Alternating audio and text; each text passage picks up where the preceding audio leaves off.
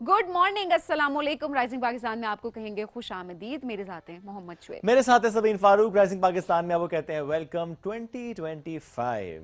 अभी साल जा रहा है, as December is ending very soon, और ऐसे में बहुत सी यादें, दिसंबर की बहुत सी यादें 2025 की, उस पर तो हम बात कर रहे हैं, लेकिन एट द सेम टाइम हमें ये बात भी करनी है कि जो अगला साल आने वाला है उसके लिए हमारी तैयारी क्या है, हमने इस साल क्या किया, इसको रिफ्लेक्ट करना, अगले साल हम क्या करेंगे उस पर हमें सोचना है। बट आज के दिन हमें आगाज़ करना है इस बात से कि कभी कभी क्या आपके साथ ऐसा होता है कि आप कोई काम करने जा रहे होते हैं या कर रहे होते हैं, एकदम से आप ब्लैंक हो जाते हैं, बात करते करते ब्लैंक हो जाते हैं। अम्मी ने कोई काम कहा था तो भूल जाता है, या बेगम ने कहा था फिर तो लाजमी भूल जाता है। ड्राइव करते करते जोन आउट कर जाते हैं। हाँ, और ड्राइव कहाँ जा करते रहे करते पता चल हैं। जाता कहाँ जा रहे हैं। कुछ लोग ऐसे जोन आउट होते हैं कि दे आर जस्ट ड्राइविंग और वो भूल यस जाते हैं कि वो यस ड्राइव कर रहे हैं। और यस। अक्सर लोगों को मैंने इस पे वीडियोस बनाते हुए देखा है कि वो करते हुए वो एक्सप्लेन करते हैं कि ये हमारे साथ होता है। इनफैक्ट मेरे साथ भी बहुत दफा होता है, एकदम आप फिर जागते हैं, आप कहते हैं ओहो आप तो ड्राइव कर रहे हैं। ये ऐसा हमारे साथ क्यों होता है वैसे Shoaib?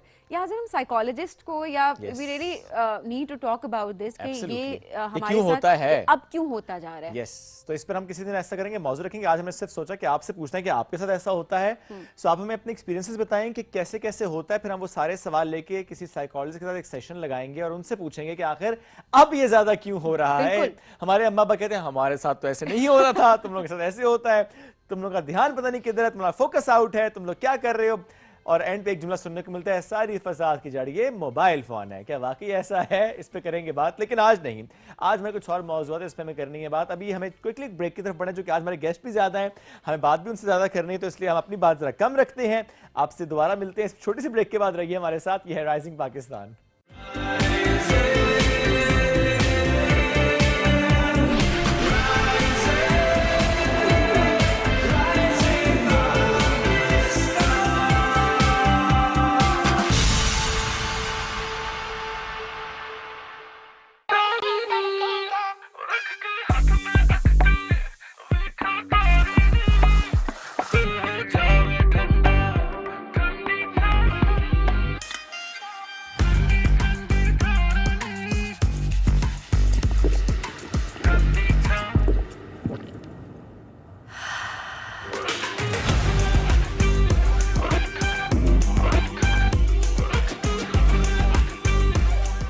From Nestle.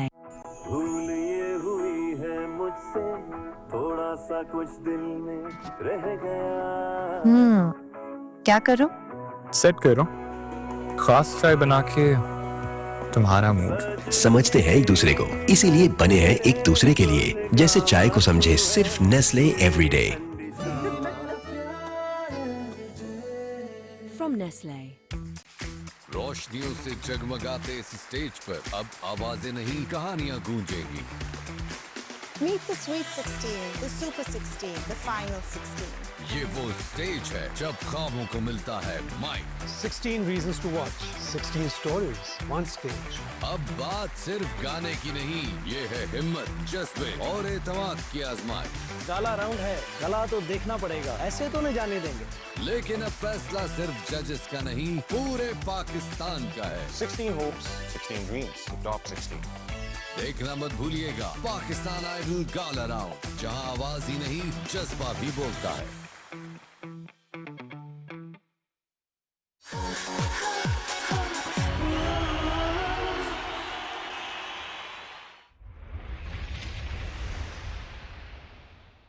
Let's get digital with Zong 4G. भूल ये हुई है मुझसे, थोड़ा सा कुछ दिल में रह गया। क्या करो? सेट करो खास चाय बना के तुम्हारा मूड। समझते हैं एक दूसरे को, इसीलिए बने हैं एक दूसरे के लिए। जैसे चाय को समझे सिर्फ Nestle everyday. From Nestle.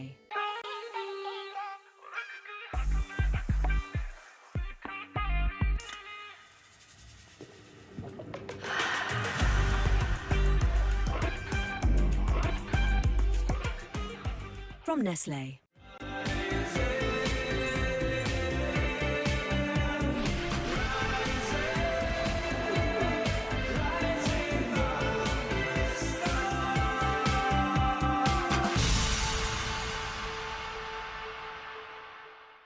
Welcome back. Rising Pakistan में एक बार फिर कहते हैं खुश आमदीद। आज हम बात करेंगे डिग्री की, क्योंकि आप अक्सर हमें सुनते हैं कि हम स्किल्स की इंपॉर्टेंस पर बात करते हैं, जो कि ज़रूरी है, आज भी उसका एक हिस्सा ज़रूर है, लेकिन डिग्री की अपनी क्या इंपॉर्टेंस है। ये जो एक राय कायम होती जा रही है ना कि जी दुनिया बदल गई है, अब तो स्किल बेस्ड है, jobs and opportunities and everything, then digital and emerging technologies and everything, लेकिन उसमें एक डिग्री की कितनी ज़्यादा सिग्निफिकेंस है, आज इस मौजूद पे हमें गुफ्तगू करनी है।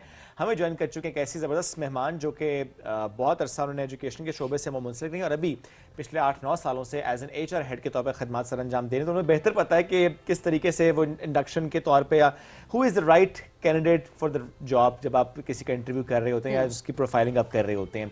आतिफा एहसान साहब ने हमें ज्वाइन किया, उनको वेलकम करते हैं। अस्सलाम वालेकुम जी, कैसी हैं आप? वालेकुम अस्सलाम, आप कैसे हैं? अल्हम्दुलिल्लाह बिल्कुल ठीक ठाक। बहुत शुक्रिया प्रोग्राम में ज्वाइन करने के लिए।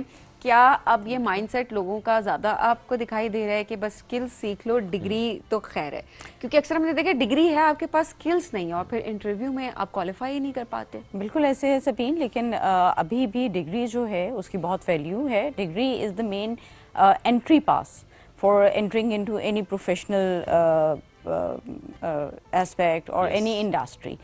जब आप इंटरव्यू के लिए आते हैं तो सबसे पहली जो चीज़ देखी जाती है वो आपकी डिग्री देखी जाती है। एंड ऑफ कोर्स कि once you entered in the profession, then उसके बाद स्किल सेट है जो बहुत मैटर करता है, लेकिन डिग्री को आप बिल्कुल बीच में से एलिमिनेट नहीं कर सकते ना। Degree is the first step, तो फर्स्ट स्टेप के बगैर तो आप सेकंड स्टेप पे जा नहीं सकते। लेकिन आतिफा साहिबा, पाकिस्तान में जब हम किसी को देखते हैं ना कि अच्छा उसने कोठी बना ली, उसने गाड़ी ले ली, उसने बैंक बैलेंस भी बनाया हुआ है, वो बाहर भी जा रहा है, उसके लाइफस्टाइल, और जब हम देखते हैं कि अच्छा इसके पास डिग्री भी नहीं थी, इसके पास वो स्किल भी नहीं था, हाँ एक्सपीरियंस थोड़ा सा उसने किसी बारे में लिया, बिजनेस किया, जो भी उसने किया, उसने अर्न किया, तो बंदा कहता है यार मैं फिर क्यों इतना टाइम लगा रहा हूँ डिग्री में, मैं इतने साल क्यों लगा रहा हूँ इस यूनिवर्सिटी में, इतनी मेहनत क्यों कर रहा हूँ, सालों की मेहनत एंड खपाई और फिर स्किल, और उसके बाद जॉब, और फिर जॉब में आहिस्ता आहिस्ता ऊपर जा रहे होते हैं। सो ये जो किसी ने विदाउट डिग्री या विदाउट दैट पर्टिकुलर स्किल अपनी ज़िंदगी में अचीव किया होता है, वो कैसे चीज़ों को डिफाइन करता है? देखिए आपकी बात ठीक है शुएब, लेकिन अब पॉइंट ये है कि दोनों चीज़ों का एक बड़ा फाइन बैलेंस लेके, जैसे अभी पहले भी मैंने आपसे कहा कि आपका एंट्री पॉइंट ही आपकी डिग्री है ना। आप एक अगर आपने बिल्कुल हाई स्कूल किया हुआ है या प्राइमरी तक एजुकेशन ली है, but you have got the skills, वो आपके सॉफ्ट स्किल्स को नहीं डेवलप करेगा समहाउ, और आपको जो प्रोफेशनलिज्म में जो चीज़ें रिक्वायर्ड हैं वो आपको डिग्री से ही थोड़ा सा वो कॉन्फिडेंस मिलता है, और डिग्री ही आपको उन चीज़ों में, जिस चीज़ में भी आपने किया हुआ हो, चाहे वो इंजीनियरिंग है, चाहे वो बिजनेस है, चाहे वो आर्ट्स है, उसमें जाहिर है डिग्री की एक अपनी अहमियत है। अभी जो आप बात स्किल्स की कर रहे हैं, आई डू अग्री। फोर्ब्स के जो आया है अभी लेटेस्ट एक आर्टिकल आया है, उसके मुताबिक 97% कंपनीज जो हैं वो स्किल्स को प्रेफर करती हैं। यहाँ थोड़ी सी बात मैं ये करूँगी कि हमारे तालीमी इदारों को भी चाहिए कि वो जो एक डिस्कनेक्ट पैदा हुआ है आपकी जो एकेडेमिया एंड इंडस्ट्री का, और जो आपकी डिग्री और स्किल्स को लेके आप देखें डिस्कनेक्ट है। आज आपका बच्चा जो है वो डिग्री लेके बाहर आ जाता है, लेकिन वो स्किल सेट उसके पास नहीं है।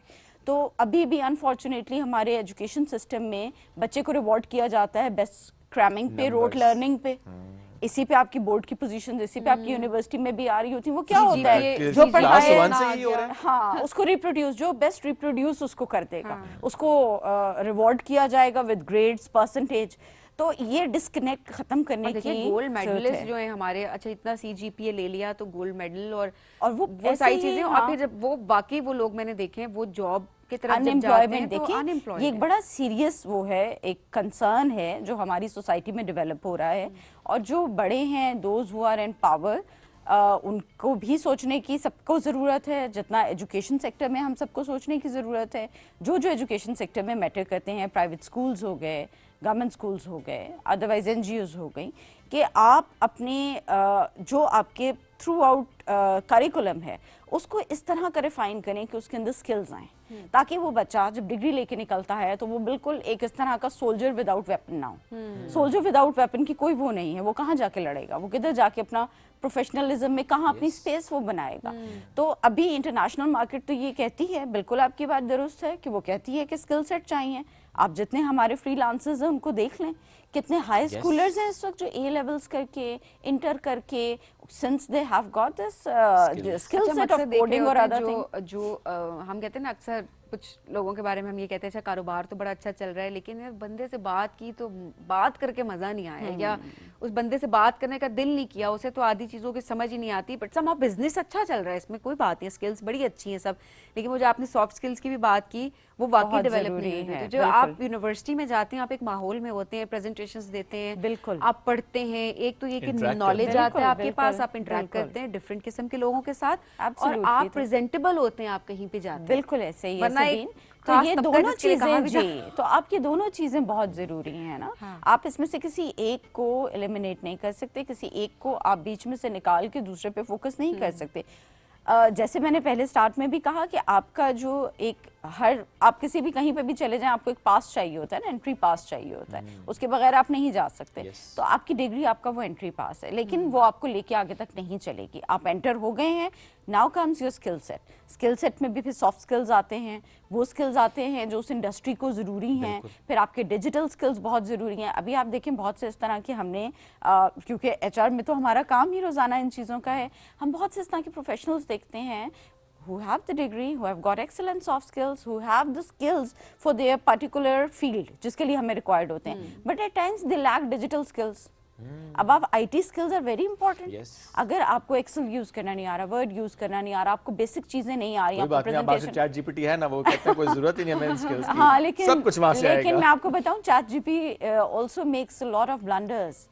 ChatGPT जो मेरे इस वक्त आपके इस प्लेटफॉर्म से जो मुझे लोग देख रहे हैं, they need to be very careful in using ChatGPT. ChatGPT आपको रेफरेंस बहुत गलत देता है। हाँ, that's very true. और उसके बाद जब आप उस रेफरेंस को करेक्ट करते हैं तो वो आगे से my apologies, my bad, कहते हैं you are correct। जैसे ना कल रात हुआ ये कि मैंने एक फ्लाइट मुझे ट्रैक करनी थी क्योंकि वो फ्लाइट डिले थी, सो मैं देख रहा था कि वो जो फ्लाइट है उसका जो एयरक्राफ्ट है इस वक्त कहाँ पे है, चूँकि ज़ाहिर अभी किसी और रूट पे होगा तो मैं उसको चेक करने के लिए मैंने कहा चलो मैं लेट्स ट्राई ChatGPT। तो मैंने उससे पूछा अच्छा ये फ्लाइट है, अब बताओ इसका एयरक्राफ्ट इस वक्त कहाँ पे है, तो उसने कहा नहीं वो तो रास्ते में होगा। तो मैंने जब चेक किया वो रास्ते में नहीं था, वो एयरपोर्ट पे रियाद में खड़ा हुआ था। सो ChatGPT को इन्फॉर्मेशन ChatGPT देखें AI is still AI और it's not very reliable क्योंकि डाटा सेट अभी लिमिटेड है। विद टाइम चीजें जरूर बेहतर होंगी, लेकिन इस टाइम डाटा सेट लिमिटेड है। अच्छा, क्योंकि स्किल्स पे बात हो रही है, बट मैं और पीछे जाऊंगा, अगेन डिग्री पे ही आऊंगा, और डिग्री से पहले के स्टेप पे आऊंगा कि जब आप एक स्टूडेंट ने ये डिसाइड करना होता है कि अच्छा मुझे किस फील्ड में जाना है, मुझे कहाँ पे नाम बनाना है, तो मेरा पहला स्टेप क्या होना चाहिए। आजकल मसला ये कि एक बज़वर्ड तो है AI, आर्टिफिशियल इंटेलिजेंस, लेकिन अब वो इतनी वास्ट टर्म है कि मुझे AI ठीक है नजर तो आ रहा है कि AI का फ्यूचर प्रेजेंट में भी उसका इस्तेमाल है, बट मुझे अगर या किसी बच्चे को स्टार्ट करना है, अब वो सिर्फ उस AI के बज़वर्ड पे नहीं जा सकता, उसे पूरा बैठ के काउंसिल करना है अपने आप को, या किसी से काउंसलिंग लेनी है कि मुझे स्पेसिफिकली किस तरफ जाना है, मेरा पहला स्टेप क्या होगा। तो बताएं जरा पहला स्टेप क्या होना चाहिए। बिल्कुल आपकी बात ठीक है शुएब, लेकिन उसमें वही चीज़ है कि हम अगेन AI और बज़वर्ड एक बना हुआ है, IT बना हुआ है, कोडिंग बना हुआ है, ये सारे जितने भी डिजिटल स्किल्स हैं ये बने हुए हैं, बट अगेन हम इस चीज़ को रूल आउट नहीं कर सकते, इस फैक्ट को कि बाकी सारी फील्ड्स भी एग्जिस्ट करती हैं। और ठीक है, एक IT जो है वो IT is such a storm जिसने टेक ओवर कर लिया है पूरी दुनिया को। एक जाहिर है ये बज़वर्ड बना है तो ठीक ही बना है, लेकिन इसके अलावा भी इंडस्ट्री है ना जो चल रही है। तो किसी भी फील्ड में आने से पहले, या बच्चा जब अपनी उस डिग्री से पहले उस डिग्री को चूज़ कर रहा होता है, तो 2-3 चीज़ें हैं जो आई वुड रिकमेंड के जहन में रखनी चाहिए। एक तो उसका अपना इंटरेस्ट। देखिए, अगर उसका इंटरेस्ट नहीं है, वो सोशल प्रेशर में आके, अपनी फैमिली के प्रेशर में आके कुछ कर रहा है, तो वो उसको एंड तक शायद ना ले जा सके। जो चीज़ आप इंटरेस्ट से करते हैं उसमें आप एक्सेल भी करते हैं, चाहे वो कुछ भी हो। और ये इस चीज़ में हिस्ट्री में हमने देखा है, हिस्टोरिकली देखा है, आप अपने इर्द गिर्द देखें माशरे में, एक चाय वाला अगर शौक से रेडी चाय की लगा रहा है ना, वो उसी को लेके इनोवेशन से कहाँ पहुंच जाएगा। तो आपका interest is the first thing. बच्चे का इंटरेस्ट होना चाहिए। Parents should not force their child कि वो उन्हीं की बताई हुई चीज़ को करे, या जो इस वक्त बहुत ज़्यादा वही बज़वर्ड्स बन चुके हैं, या बहुत ज़्यादा सोसाइटी में जिन चीज़ों का बहुत ज़्यादा एक हाइप क्रिएट हुई है, उसी में आपने अपने बच्चे को डालना है। That's not necessary. Not every child is born to be doctor, engineer और लेकिन अब तो इतनी नई फील्ड्स आ गई हैं, अब तो कोई सारे प्रोफेशंस बहुत रिस्पेक्टेबल है हमारे लिए ऑब्वियसली, बट अब वो जो एक होता था ना कि ट्रेडिशनल कि हम तो ऐसे ही बड़े हुए हैं कि जी आपने डॉक्टर बनना है, इंजीनियर बनना है, और हमारी जनरेशन को बहुत फाइट करनी पड़ी कि नहीं, और फील्ड्स भी हैं जिनकी तरफ हम जा सकते हैं, क्योंकि हमारा इंटरेस्ट डिफरेंट है। जिनका इंटरेस्ट है वेल एंड गुड, वो तो ऑब्वियसली उन्होंने एक्सेल भी किया उसमें और they will enjoy starting it, और वो बनने में अपने उस प्रोफेशन को बहुत एंजॉय करेंगे। हमने क्या फाइट किया सबीन, देखो हमारे यहाँ ये होता था कि चूंकि कहा कि गया इंजीनियर या डॉक्टर, अब जाहिर है हमने कहा ठीक है जो बताया जरा वही होगा। पढ़ना शुरू किया, उस तरह के मार्क्स नहीं आए कि एडमिशन मिलता है एमबीबीएस में, जाहिर है उसका एक बड़ा टफ कंपटीशन होता था। इंटरेस्ट भी और प्लस सर अब देखें लिमिटेड सीट्स होती थी ना, तो जब वो नहीं होता था अच्छा जी अब प्लान बी, तो भाई पहले से प्लान बी सोच लो। और दूसरी चीज ये आप ये देखिए कि एमबीबीएस में कितना आपको वो करना पड़ता है, is it that much rewarding? मतलब मेरी तो अपनी फैमिली में बहुत डॉक्टर्स हैं, और वो जितने मेरे वो नीस नेफ्यूज हैं और जो डॉक्टर्स बने हैं, वो आगे यही बात वो करते हैं कि मतलब it's not very rewarding in terms of like monetary benefits. उसमें भी देखें मैं ये कहूंगी कि जिन्होंने ग्रो करना था वो इस फील्ड में भी बहुत अच्छे तरीके से उन्होंने ग्रो किया। जो सिर्फ एक जगह पर, वो किसी भी फील्ड की हम बात करें ना, अगर आप लिमिटेड हैं कि आपको है कि आपने एक जगह बैठ के काम करना है, तो वो तो ऑब्वियसली आपको रिवॉर्ड भी उतना ही मिलेगा ना मॉनेटरी टर्म्स में भी। अब बहुत सारे डॉक्टर्स हमने देखा है वो इंटरनेशनल सर्टिफिकेशंस की तरफ जाते हैं, स्पीकर्स भी बन गए हैं, जो कि कंटेंट क्रिएटर्स भी बन गए हैं।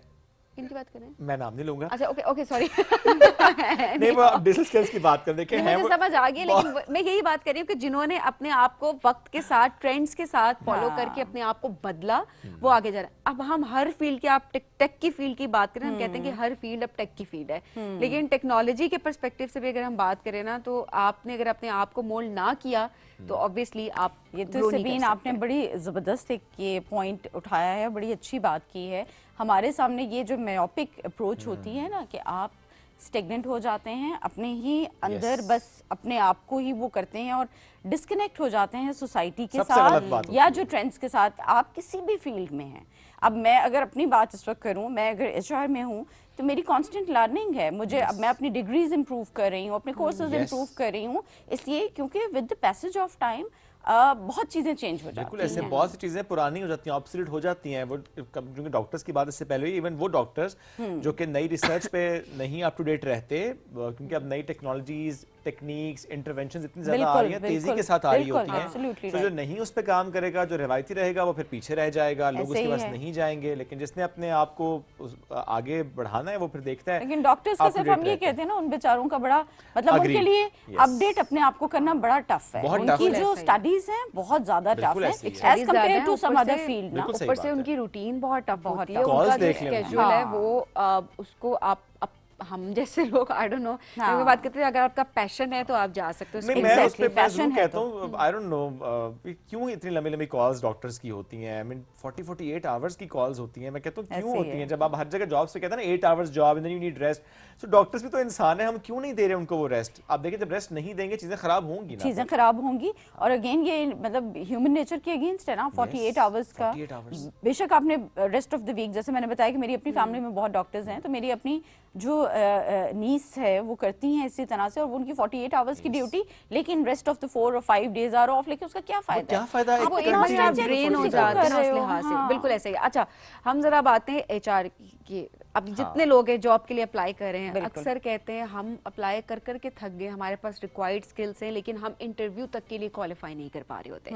सीवी जाती है जी पहली एचआर के पास। अब ये थोड़ा सा सीनियर साइड पे कर देते हैं। हाँ, तो अब हमें जरा ये बताएं कि क्या सीवी में कोई क्या कमी होती है, किस तरीके से अपनी सीवी को प्रेजेंटेबल बनाया जा सकता है ताकि एचआर उसको एलिजिबल करके आगे इंटरव्यू प्रोसेस में डाले। अच्छा, थोड़ा सा सबीन सबसे पहली गलती जो करते हैं ना कैंडिडेट्स, वो ये करते हैं कि उन्होंने एक सीवी बना ली है, वही सीवी वो हर तरफ फ्लोट कर रहे होते हैं। बहुत बड़ी गलती होती है। आप सबसे पहले जो ऐड आता है उसकी जॉब डिस्क्रिप्शन देखें या TORs देखें, जो भी उसकी टर्म ऑफ रेफरेंसेस हैं, जो भी उसकी JDs हैं, आप उनको देख के अपनी सीवी को every time you have to modify. आप वही हैं, आपके स्किल सेट वही हैं।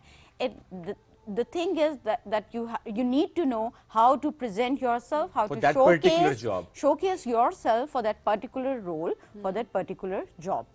तो आपको उसके हिसाब से वो वर्ड्स डालने होते हैं, आपको अपने हिसाब से वो उस हिसाब से जॉब के हिसाब से चेंज करनी होती है। सबसे पहली गलती तो ये हो जाती है कि एक जो बना लेते हैं ना, फिर वही हर जगह जा रही होती है। वो एट टाइम्स इररिलेवेंट हो जाती है हमारे लिए, क्योंकि हमने जो JDs दी हैं मोर और लेस वो बंदा हो सकता है काम वही कर रहा हो, लेकिन the way that is made और वो जो सीवी जिस तरह उन्होंने अपनी ड्राफ्ट की हुई है वो it does not match. Number 2, अब देखिए हमारे पास जो होते हैं वो नॉर्मली होते हैं, अब जो सॉफ्टवेयर्स आ गए हैं, AI आ गया है इसमें, और एप्लीकेंट ट्रैकिंग सिस्टम है ATS, ये इसके थ्रू भी ये सीवीज को वो किया जाता है, सॉफ्ट उसमें आ जाता है, फिल्टर आ जाता है, उसमें कीवर्ड्स होते हैं, चीज़ें होती हैं। तो नॉर्मली जो सीवी हम रिकमेंड करते हैं वो ATS के अकॉर्डिंग बनी हुई होनी चाहिए। अभी डिफरेंट कंपनीज में, डिफरेंट ऑर्गेनाइजेशंस में हर तरफ HR के ये आ गए हैं, सॉफ्टवेयर आ गए हैं, तो उसमें आपको वो अपने स्किल सेट्स और चीज़ें डालनी होती हैं। अगर आपकी आउटडेटेड CV है तो वो नॉर्मली ATS उसको नहीं वो करता, ट्रैक करता। हाँ, मैनुअली अब आप खुद इस चीज़ को इमेजिन करें, और कैंडिडेट को भी करना चाहिए कि अगर एक CV के अगेंस्ट 500 एप्लीकेशंस आई हैं तो is that possible for the HR to skim through each and every resume? No, it's not. So what do? हम ATS के थ्रू जो ट्रैकिंग हमारा सिस्टम होता है, हम उसके थ्रू हम AI में स्किल वो जो वर्ड्स होते हैं, पर्टिकुलर वर्ड्स होते हैं, वो हम डाल देते हैं और उसके थ्रू वो CV फिल्टर हो जाती है। या हम लोगों ने जैसे अपना उसमें एप्लीकेशन के वक्त AI इंटीग्रेशन भी की हुई है, जो उन्हीं जो TORs हैं उसके अकॉर्डिंग ही वो एप्लीकेंट का डाटा लेता है, पिक करता है। तो इससे थोड़ा सा ना ट्रिकी अब होता जा रहा है। तो अगर आपने करना है तो फिर आप यूज करें इंटेलिजेंस भी और आर्टिफिशियल इंटेलिजेंस भी, और उस CV को ऐसा बनाएं जो कि उस जॉब के हिसाब से ठीक हो। आता आतिफा साहब, आप पाकिस्तान के कॉन्टेक्स्ट में CVs को लेकर क्या 1 पेजर CV एक दुरुस्त अप्रोच है? बिकॉज हम देखते हैं गल्फ की मार्केट में लोग कहते हैं कि जी एक्सटेंसिव CVs हों, 3-3 पेजेस की CVs हों, कंपनी की रिक्वायरमेंट होती है, बट आई हर्ड कि पाकिस्तान में मोस्टली कंपनीज प्रेफर करते हैं कि 1 पेजर हो। Is it true? हाँ Shoaib, not only in Pakistan, internationally अब जो एक्सेप्ट हो रही है ना, वो 1.5 पेज से ज्यादा नहीं है। ठीक है, ideally it has to be 1 pager. आपने पूरे उसमें मतलब सारा कुछ आपने उसमें नहीं लिखना। आपने नहीं बताया कि मैट्रिक में कितने नंबर थे आपके। एग्जैक्टली। और आपने उसमें ठीक है, आप अपनी हॉबीज अगर कोई रेलिवेंट है टू द जॉब वो लिख दें। अब cooking, if cooking is your hobby and you are applying for an IT company, तो what do we do with that hobby?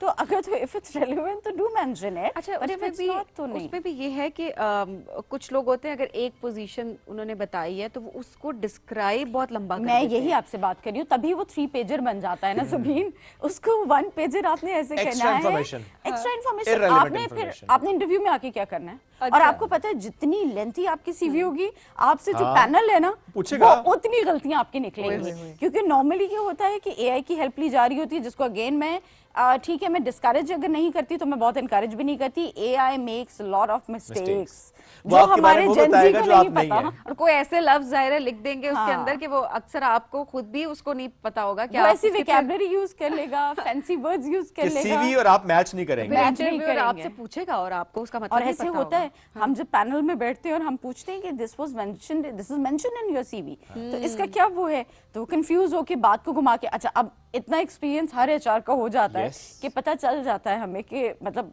क्या what is real and what is AI produced.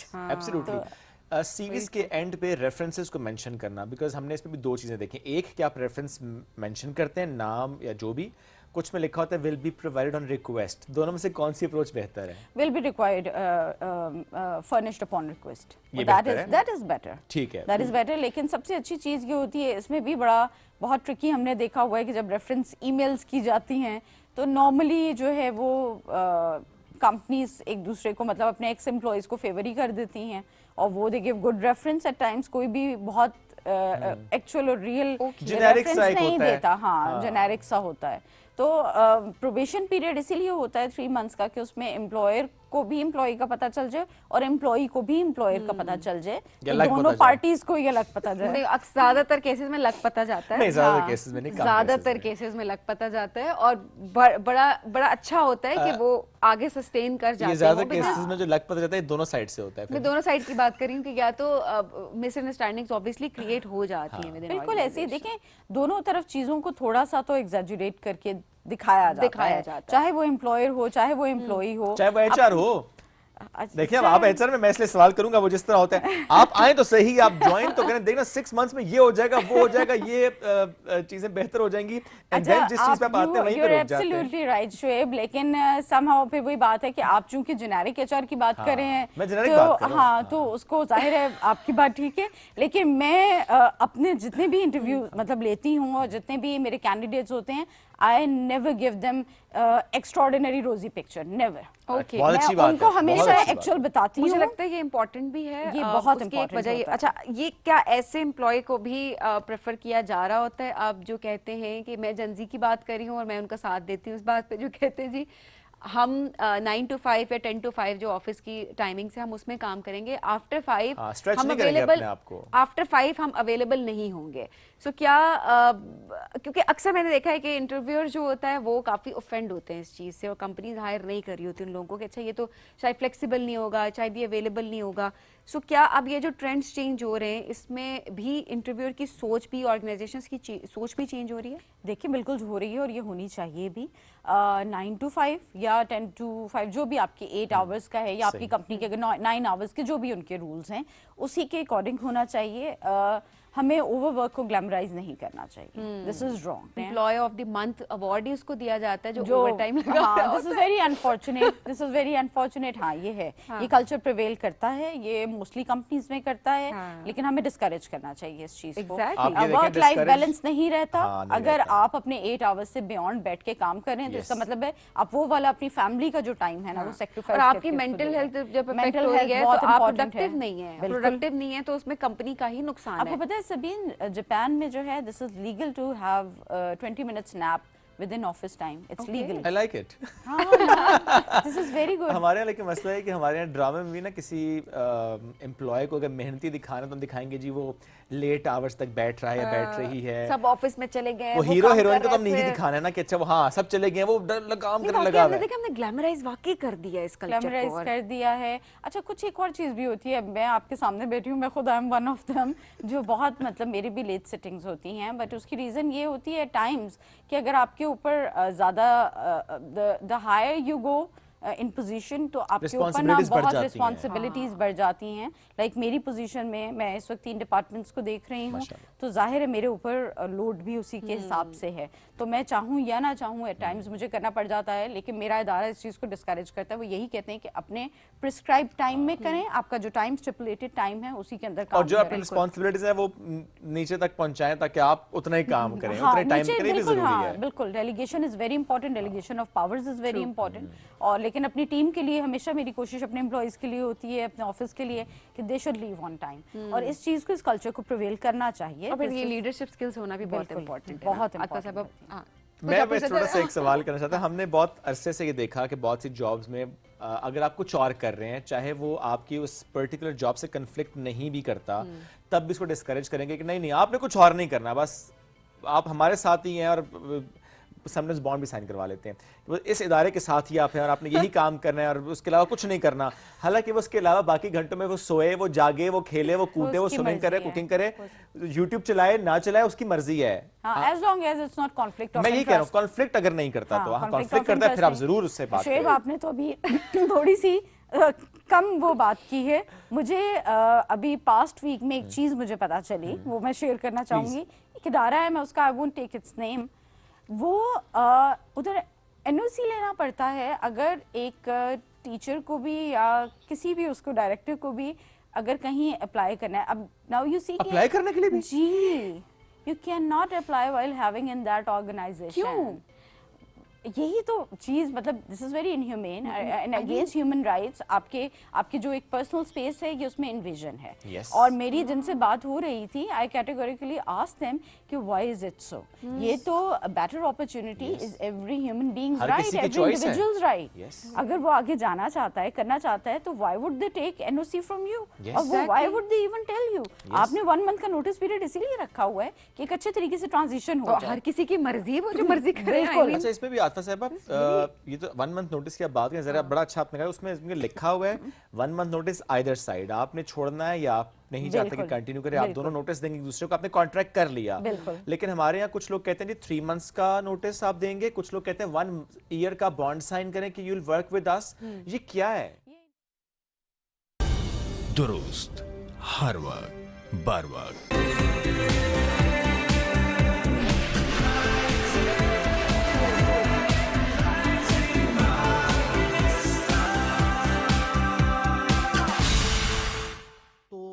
जब भी आपने पेट बाहर से लेके आना तो आपने सबसे पहले उनसे पूछना कि इसका आपके पास कोई रिकॉर्ड मौजूद है, वैक्सीनेशन हुई है या डिवर्मिंग हुई है। ठीक है, तो आपने उनके कार्ड से चेक कर लेना। ठीक है, अगर नहीं हुई तो आपने सबसे पहले उसकी डिवर्मिंग करवानी है। अच्छा, ये तो रुझान नहीं है डिवर्मिंग का, 3 मंथ्स बाद तो बिल्कुल भी नहीं है रुझान। हाँ, लेकिन ये है कि अब वैक्सीनेशन का काफी लोग ख्याल रखते हैं कि वैक्सीनेशन जो है वो कार्ड बन जाता है और वो रेगुलरली लेके जा रहे होते हैं कि बीमारियां ना हो। जी जी बिल्कुल, जब हम कार्ड बनाते हैं ना उसके ऊपर हम डिवर्मिंग वाला भी लिखते हैं कि डिवर्मिंग इसकी हो चुकी है या नहीं। लेकिन आप कोई भी पेट लेके आए ना, पिछली हिस्ट्री है या नहीं है, आपने कोशिश करनी है उसकी डिवर्मिंग करवा लें।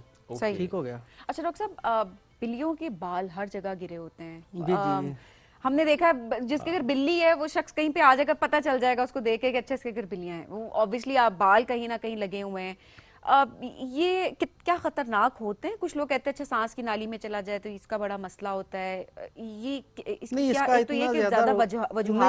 इतना ज्यादा रोल नहीं है। कोशिश करें आप बचें उसे। अब दोबारा हम बात कर लेते हैं डिवर्मिंग के ऊपर। जब आप बिल्लियों की डिवर्मिंग नहीं करवाते ना तो उसकी वजह से इनके बाल ज्यादा गिरते हैं, लेकिन नॉर्मली इनके हेयर्स गिरते हैं। सही, वो तो गिरने गिरने वो आपने ब्रश के साथ उसको डेली सुबह शाम अगर आप उसे डेली को काम करें तो उससे वो कॉम करेंगे ना, जितने भी डेड हेयर्स हैं, क्योंकि बिल्ली अपनी खुद ग्रूमिंग करती है। उसके जो कान होते हैं, लेग्स के दरमियान वाला हिस्सा, उधर उसकी जुबान वो लिक नहीं कर सकती। ठीक है, उस एरिया में मेट्स बन जाते हैं तो बिल्लियों को पेन बहुत ज्यादा होती है, अपनी भी चलने में भी, और फिर वो तंग होती है। तो आपने सुबह शाम कॉम्ब लाजमी करनी है और डिवर्मिंग लाजमी करवा लेनी है। उससे ये होगा कि जो बाल बहुत ज्यादा गिरते हैं वो कम हो जाते हैं। अच्छा, वो कहते हैं जो कैट फूड देते हैं उनकी वजह से भी बिल्लियों के बाल ज्यादा गिरे होते हैं। इज इट ट्रू या ये मिथ है? नहीं, आपने अच्छी डाइट देनी है, अच्छी खुराक खुद घर भी बना के दे सकते हैं और अच्छा फूड आप इस्तेमाल करें, लोकल फूड इस्तेमाल ना करें। ओके, अच्छा, और ऐसे में डॉग्स में भी क्या यही एहतियात होती है? इसी तरह से एहतियात उनकी भी करनी है डिवॉर्मिंग को लेकर, वैक्सीनेशन को लेकर? जी जी बिल्कुल, डॉग्स को कोई भी आपने पेट रखा हुआ ना उसकी वैक्सीन और डिवर्मिंग लाजमी आपने करवानी। अब हम बात करते हैं रेबीज के हवाले से। एक हल्काओपन वाली बीमारी होती है, वो जानवरों से इंसानों में शिफ्ट हो जाती है। ठीक है, और जब भी आपने अपना पेट रखना है, आपने वैक्सीन 3 मंथ के बाद फौरी करवा लेने। जब उसकी 3 मंथ उम्र हो जाए, 3 मंथ की उम्र से पहले रेबीज के रिसेप्टर ही नहीं बनते। अगर आप वैक्सीन करवाएंगे तो उसका फ़ायदा नहीं होगा। तो 3 मंथ के ऊपर आपने वैक्सीन लाजमी करवानी है। बाकी आगे डिवर्मिंग आपने डॉग्स कैट में दोनों में करवा लेनी है। ठीक है, अच्छी डाइट देनी है, ये चीज़ें आगे। बाकी वैक्सीन जो इंसानों में बीमारी शिफ्ट हो जाती है ना, ये फिर इसका इलाज नहीं होता। अगर रेबीज़ की बीमारी शिफ्ट हो जाए इंसानों में या जानवरों में भी तो फिर उसका इलाज नहीं होता। आपने कोशिश करनी वैक्सीन लाजमी। अच्छा, देखिए रेबीज का तो मामला ये है कि अगर डॉग वैक्सीनेटेड नहीं है तो फिर जाहिर है वो कॉज करेगा। जी जी, राइट। अगर अपने घर में रखा हुआ है और आपने बड़ा ख्याल रखा हुआ है उसका, उसके फूड के मुतालिक भी, उसकी डिवॉर्मिंग से मुतालिक भी एंड उसकी वैक्सीनेशन से मुतालिक भी, आपने प्रॉपर्ली उस प्लान के साथ अब चल रहे हैं, फिर भी अगर वो कुत्ता काट लेता है या उसके नाखून का ऐसा निशान आ जाता है आपके जिस्म पे, तो क्या करना चाहिए? हाँ जी, वो आपने लाजमी, एक तो मिथ बनी हुई है कि अगर कोई कुत्ता या बिल्ली काट लेना आपने उधर मिर्चें लगा देनी है रेड, वो आपने नहीं लगानी। आपने कोशिश करनी है आपके पास कोई भी एंटीसेप्टिक पड़ा है वो लगा दें। अगर आपके पास कोई भी चीज़ नहीं है या इवन के किसी एनिमल को बाइट कर लेता, आपने साबुन के साथ उसको अच्छी तरह वॉश करना है उसको। हाँ जी, जो रेबीज के जरासीम है ना उसको लाइसा वायरस कहते हैं, वो किल हो जाता है वैसे ही साबुन के साथ। लेकिन फिर भी इंजेक्शन तो लगवाना है ना। लेकिन आपने क्या करना, आपने मुतलका अपने जितने भी आपने जो डॉक्टर हैं उनसे मशवरा करके वैक्सीन लाजमी करवानी है। अगर ह्यूमन साइड की बात करें तो अगर किसी एनिमल को उसने बाइट किया तो आप उसकी वैक्सीन लाजमी करवाएं। इवन के आपके डॉग या कैट को वैक्सीन हुई है लेकिन आप एहतियाती तौर पे लाजमी वैक्सीन करवाएं। वैक्सीनेशन बहुत ज़रूरी है जी, आपने उसको वॉश करना, ये तो एहतियाती तदबीर है, ये इंपॉर्टेंट है। बट वैक्सीनेशन, हम हमेशा ये बात करते हैं जब भी आपको कोई भी डॉग बाइट करे, इट्स वेरी इंपॉर्टेंट कि आप वैक्सीनेशन की तरह। अच्छा, तोते पालने का बड़ा शौक है बड़े लोगों को, हर जगह हमने देखा तोते, कबूतर, स्पेशली तोते काफ़ी ज़्यादा। इनकी भी ग्रे पैरट्स भी, काकाटुआ भी, डिफरेंट काइंड ऑफ पैरट्स। हाँ, तो क्या वैक्सीनेशंस होती हैं, किस तरह ख्याल रखा जाता है? इनकी भी वैक्सीन्स होती हैं, प्रॉपर एज वाइज होती हैं या सीजन वाइज होती हैं, वो भी आपने वैक्सीन लाजमी करवानी होती है। क्योंकि कोई भी बीमारी है ना, ज़्यादातर वायरल डिजीजेस अटैक करती हैं और बैक्टीरियल डिजीजेस के खिलाफ भी वैक्सीन होती हैं। जब बीमारी आ जाती है ना, तो फिर उसका जो खासकर जो वायरल डिजीज है उसका ट्रीटमेंट नहीं होता, उसका हम करते हैं सिम्प्टोमेटिक ऐसे ही है। ट्रीटमेंट। उससे बचने का बेहतर जो तरीका ना, आपने वैक्सीन किसी भी, आपके पास पेट है, आपके पास एनिमल्स हैं या लाइफ स्टॉक के हवाले से आपने वैक्सीन लाजमी करवानी है आपने। ओके, तोता अगर काट ले तो भी नहीं, उसका कोई नुकसान? नहीं, अच्छा, उसका नहीं नहीं नुकसान है, सिवाय ऐसे दर्द होगी और कोई नुकसान नहीं, नहीं, कोई मसला नहीं, जख्म होगा और कोई नुकसान नहीं, नहीं, कोई मसला नहीं है फिर भी, लेकिन वैक्सीनेशन उनकी जरूरी हाँ है। जी, वैक्सीन आपने उनकी बीमारियों के बिकॉज़ एलर्जीज होती है ना डिफरेंट, वो एलर्जीज के पर्सपेक्टिव से। इसके अलावा जो घर में हम डिफरेंट पेट्स पालते हैं, और कौन सी मजीद एहतियात है जो करनी चाहिए लोगों को? एक तो आपने कोशिश करनी है कि जो हमने वैक्सीन के हवाले से बात कर ली, खुराक अच्छी देनी है, यही चीजें है जिसको आपने और आपने उनको कंफर्ट देना है। आपका जो भी पेट है ना या आपका एनिमल, अगर आप उसको कंफर्ट नहीं देंगे वो डिस्टर्ब हो जाएगा। जो एक और रुझान है, एक ही बेड में सो जाते हैं ना बच्चे, साथ ही बिल्ली सोई हुई है, सो ये क्या नुकसानदेह होता है? नहीं, उसका कोई नुकसान नहीं। मैं आपको इंटरेस्टिंग चीज़ बताता हूँ, इनमें हालांकि बड़ा जेलसी फैक्टर होता है। अगर आपके पास एक पेट है ना, सपोज कैट है, तो आपके घर मेहमान आ गए हैं, ठीक है, तो आपको लगेगा कि मैंने उसको प्रॉपर टाइम नहीं दिया, उसकी वजह से वो फिर ना जगह जगह पे पेशाब कर देता अपने लिटर ट्रे के अलावा। अच्छा। वो सिर्फ गुस्सा निकालने के लिए कि आपने मुझे टाइम नहीं दिया, जिद में आके वेरी पॉसेसिव, वेरी ट्रू। और इनफैक्ट आप अगर देखें तो कि आप बहुत देर तक सब बैठे हुए हैं लाउंज में, अगर टीवी लगा हुआ है, ज्यादा ध्यान टीवी पे, और आपने उस बिल्ली को उस तरह का ध्यान नहीं दिया, तो थोड़ी देर के बाद आप देखेंगे या सोफे के साथ गंदी दिखाई आपको देगी गुस्सा करते हुए, या सोफा फाड़ देगी आपका, या उसके ऊपर स्क्रैचेस करेगी, या एट द सेम टाइम एकदम होता है कि वो या एकदम आपके ऊपर अटैक करेगी या आपके पाँव से खेलना शुरू क्यों टाइम नहीं दे रही उसको? मैंने तो पाला नहीं, मैंने पहले पाली हुई थी, तो मुझे बहुत आइडिया है कि वो क्योंकि ये बहुत बिल्लियों में खासकर बिहेवियरल इश्यूज आ जाते हैं। और ये कुत्तों में भी यही इशू होते हैं? नहीं, इतना ज्यादा नहीं होता, कैट्स में ज्यादा होता है ये। अच्छा जी जी। और डॉग्स अंडरस्टैंडिंग होते हैं काफी। लेकिन वो जब अक्सर वाकयात देखते हैं ना कि कुत्ते ने काट लिया, उसमें ज्यादातर जब आप उसे इन्वेस्टिगेट करें तो मालूम होता है कि आपने उसे तंग किया होता है या छेड़ा होता है या उसको डिस्टर्ब किया होता है समहाउ, जिसकी वजह से उसने रिएक्शन के तौर पे काटा होता है। ऐसे ही है? ये नॉर्मल डॉग की बात कर रहे हैं। अगर एक डॉग रैबिड हो गया, उसमें हल्कापन वाली जो बीमारियां ना उसके साइंस आ गए हैं, तो वो फिर कोशिश करता है काटने की, आपको पता भी नहीं चलेगा। लेकिन आपने फौरी उसकी वैक्सीन लगवा लेनी। अगर किसी भी बंदे को वो काट लेना, तो आपने ये नहीं सोचना मैं रेड मिर्चे लगा लूं या वो कर लूं, फौरी आपने जाके वैक्सीन करवानी है। साबुन से धोने पे साबुन से धो लेना या आयोडीन के साथ, किसी भी एंटीसेप्टिक सॉल्यूशन के साथ, अगर आपको कोई भी चीज़ ना मिले साबुन लगा लें। ओके, अब आ जाते हैं लाइफ स्टॉक पे, जो कि पाकिस्तान की जब मईशत की बात करते हैं तो लाइफ स्टॉक एक बहुत इंपॉर्टेंट मौजू है। और इसमें चूंकि हमने जिस तरह इंट्रो में भी कहा कि पाकिस्तान में बिलखुसूस हम अगर देही इलाकों की बात करें तो वहाँ पर ज़्यादातर ख़वातीन उससे मुंसलिक होती हैं, वही उनकी देखभाल कर रही होती हैं, चारा देना, उनका ख्याल रखना। तो क्या उतनी नो हाउ है, उनको उतनी अंडरस्टैंडिंग है कि किस तरीके से ख्याल रखना है? एक्सपीरियंशियल लर्निंग तो है ख़वातीन की, ज़ाहिर है बिल्कुल है, बट हम देखते हैं कि नई नई बीमारियां आ रही होती हैं, नए नए इशूज़ आ रहे होते हैं, तो क्या उसके हवाले से भी कुछ ट्रेनिंग्स दी जा रही होती है हमारी ख़वातीन को कि उसको अंडरस्टैंडिंग बेहतर हो? बिल्कुल, मतलब ट्रेनिंग तो होती है। जो भी मतलब घर में ख़वातीन है, ज़्यादातर वो अपने जानवरों की देखभाल खुद करती हैं, दूध की चुवाई वो खुद करती हैं, ठीक है, चारा खुद डालती हैं, क्योंकि ज़्यादातर जो मर्द हजरात हैं वो मजदूरी के लिए या अपनी नौकरी के लिए बाहर चले जाते हैं। तो उस हवाले से अगर हम बात करें ना थोड़ा सा बैकवर्ड एरिया की, तो उधर इतनी ज़्यादा, क्योंकि मोबाइल का इतना दौर नहीं है, तो उनमें एजुकेशन की बहुत ज़्यादा कमी है लाइफ स्टॉक के हवाले से। तो अगर हम बात करें दूध की, तो दूध की जो पैदावार है ना उसको हम बढ़ा सकते हैं, अपनी मैशियत में वो भी इजाफा हो सकता है, ठीक है। अभी हम कोई 4th 5th नंबर पे आते हैं दुनिया में प्रोडक्शन ऑफ मिल्क। हाँ जी, तो जो हमारे जानवरों की जो एवरेज मिल्क प्रोडक्शन है ना, उसमें हम बेहतरी किस तरह के लेके आ सकते हैं? मेन चीज़ आ जाती है काउ कम्फर्ट। काउ कम्फर्ट की अगर हम बात करें, उसमें उसकी हाउसिंग आ जाती है, उसके रहन सहन आ जाता है, उसको आपने किस तरह का माहौल दिया है, साफ़ सुथरा माहौल दिया। अगर सपोज आजकल सर्दियाँ, तो आपने माहौल उनको गर्म और साफ़ सुथरा दिया है। अगर हम गर्मियों की बात करें तो हवादार और खुश्क आपने माहौल दिया, साफ़ सुथरा, ये आ गया।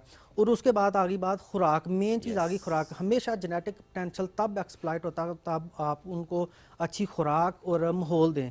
तो अगर आपका एक एनिमल है वो 10-20 लीटर वाला मतलब है उसका पोटेंशियल, अगर आप उसको माहौल और खुराक अच्छी नहीं देंगे तो वो अपना जेनेटिक पोटेंशियल कभी भी एक्सप्लॉइट नहीं कर सकता। हमने देखा है, मैं लास्ट मंथ गया एक गांव में, तो वहाँ जाके मुझे किसी ने बताया कि बड़ा सिंपल फार्मूला रखा हुआ है कि इतना अगर उसे चारा वंडा है जो भी उसे खिला रहे हैं, अगर उतना वो खाएगी तो उतना दूध वो देगी।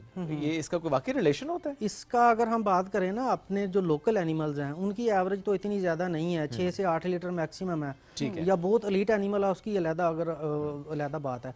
और जो अगर हम बात करें बफलो की, बफलो में तकरीबन 10-12 लीटर है, ज़्यादा दूध वाले भी हैं लेकिन एवरेज की बात हम कर रहे हैं। तो लेकिन अगर हम बहुत ज़्यादा उसको मतलब खिलाएंगे चारा, वंडा बहुत ज़्यादा देंगे तो हमारा खर्चा ज़्यादा होगा, at the and net profit हमें नहीं होगा।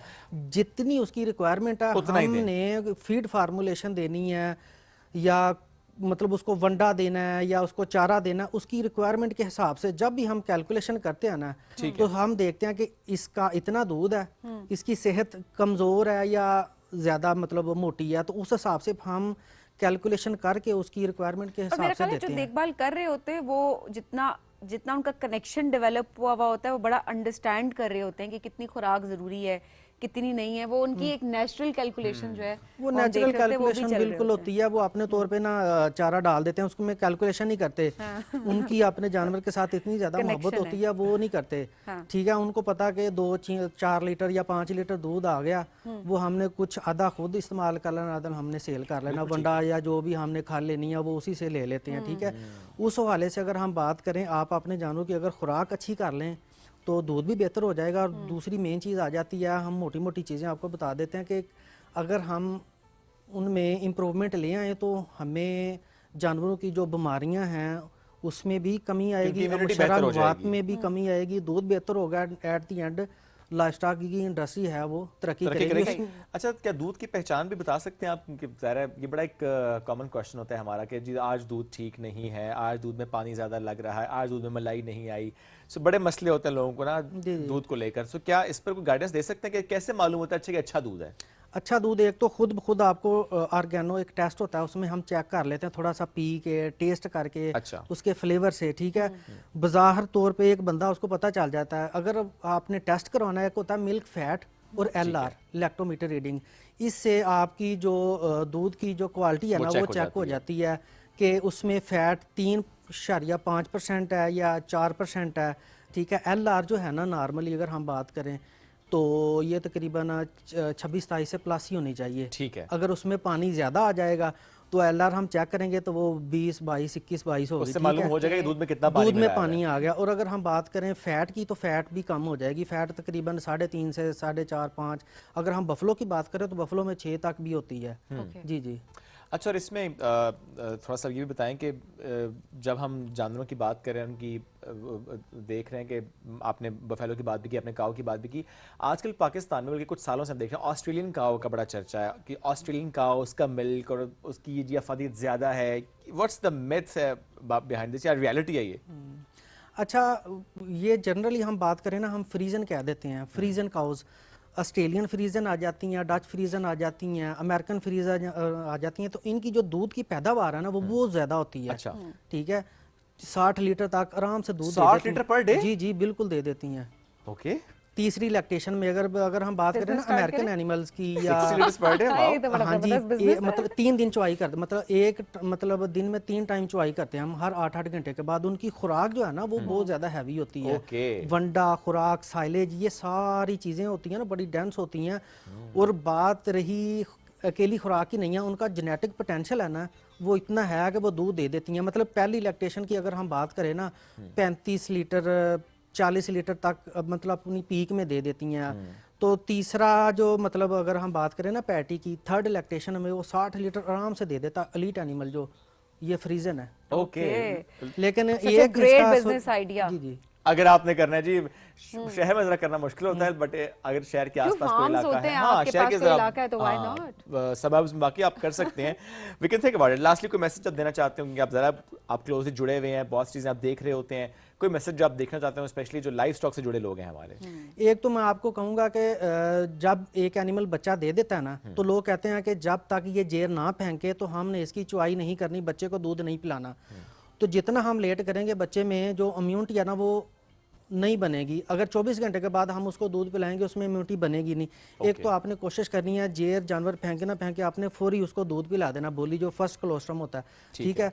दूसरा आपने जो मिथ बनी हुई है ना कि हमने मतलब अगर एक एनिमल ने रैबिड डॉग ने हल्का ओपन वाले कुत्ते ने आपको बाइट कर लिया, आपने मिर्चें लगा लेनी है, वो नहीं करनी है। आपने कोशिश करनी है वैक्सीन लगानी है, ठीक है। और एक और जो मेन चीज़ है ना कि आपने हमेशा कोशिश करनी है अपने जानवरों को अच्छा माहौल देना, अच्छी खुराक देनी है, ताकि आपका जो जानवर है ना वो सेहतमंद रहे। और अपने वैक्सीन लाजमी करवानी है अपने जानवरों को। साल में अगर आपके पास गाय भैंस है या बफलो है तो आपने उनको मुंह खोर हो गया, चौड़े मार, इनकी वैक्सीन लाजमी करवानी है, या गालगोटों की, ताकि आपके जानवर को अगर वैक्सीन हो जाएगी तो वो बीमारियां नहीं आएंगी, शर्म मवाद कम होगी। डेफिनेटली हमारी जो डेयरी इंडस्ट्री है, लाइफ स्टॉक इंडस्ट्री है, वो तरक्की करेगी। जानवरों का बहुत ज़्यादा ख्याल बहुत रखें। शुक्रिया जी प्रोग्राम में हमें ज्वाइन करने के लिए। बड़ी ज़बरदस्त एक इन्फॉर्मेशन हमें मिली है, बिकॉज अमूमन इन टॉपिक्स पे हम बात नहीं कर रहे होते, स्पेशली ख़वातीन से मुतल्लिक कि उनके लिए कितना इंपॉर्टेंट है कि वो एहतियात करें, क्योंकि बाकी गाँव देहात में हम कहीं भी जाकर देखते हैं तो ख़वातीन ही हैं जो कि जानवरों का ख्याल रख रही होती है, तो उनकी अपनी सेहत कितनी इंपॉर्टेंट है। एनिमल घर में पेट्स का भी वो ख्याल रख रही होती है। एग्जैक्टली। नाज़रीन बढ़ेंगे एक ब्रेक की जानिब, स्टे विद अस।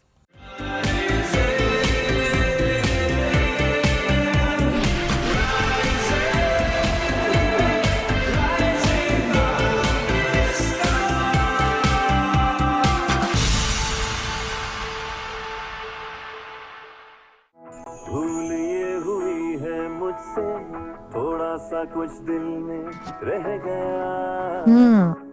क्या करूं? सेट करो खास चाय बना के तुम्हारा मूड। समझते हैं एक दूसरे को, इसीलिए बने हैं एक दूसरे के लिए। जैसे चाय को समझे सिर्फ Nestle everyday. From Nestle.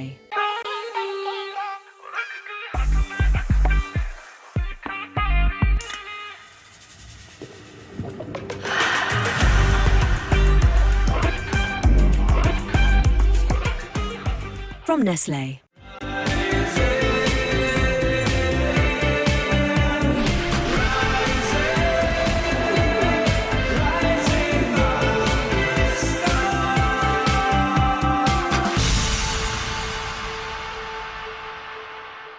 Welcome back. Rising Pakistan में एक बार फिर कहते हैं खुश आमदीद। अभी हम प्रोग्राम में बात करेंगे शायरी की, और आप इतना जो मुस्कुरा रही हैं, क्या गम है जो छुपा रही है?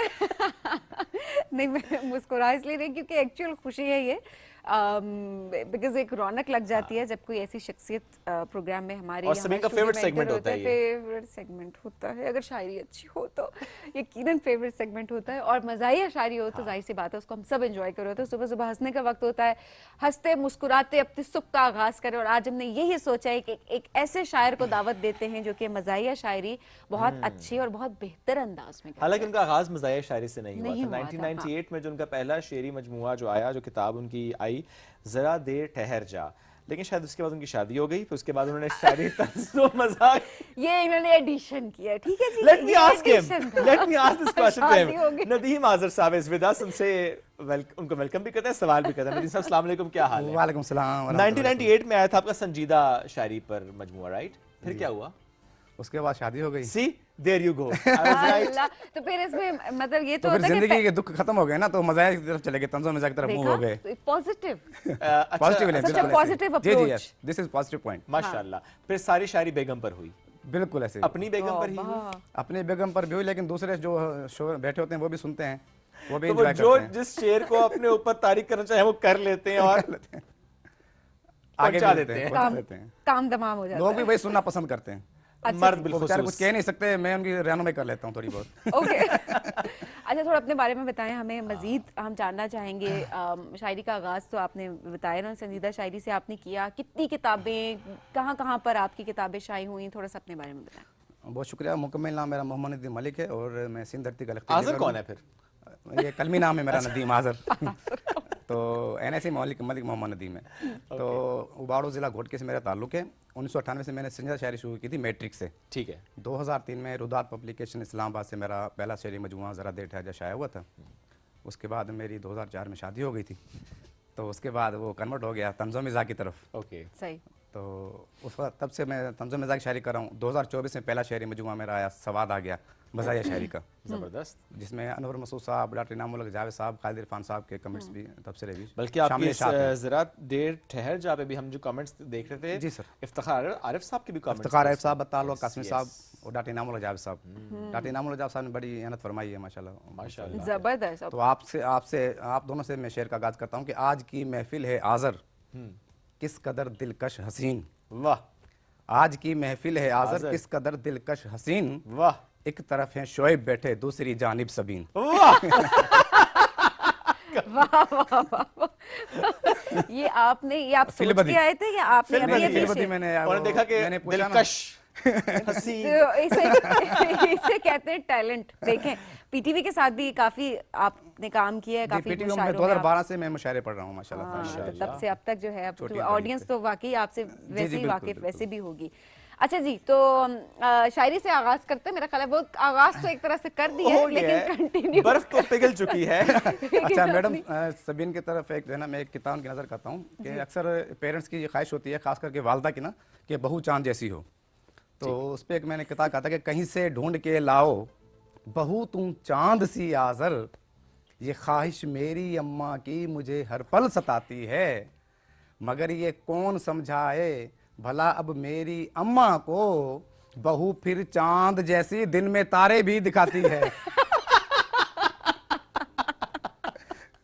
चांद तो तारे दिखाता है, बात तो चांद नहीं तो सूरज दिखाता चांद है। के साथ तारे भी दिखा दें तो इसमें क्या बुराई है? दिन में ना दिखाएं, हमारा मसला दिन का था, रात का कोई इशू ना, तो सो जाएंगे। अक्सर देखिए सुबह का वक्त होता है, रोशनी में भी चांद हल्का सा दिख रहा होता है, उसके साथ एक छोटा सा तारा भी दे, it's fine. I mean positive approach. नहीं मेहरबानी, बहुत ताड़ी मेहरबानी, दिन च तारे नहीं देखने ऐसी।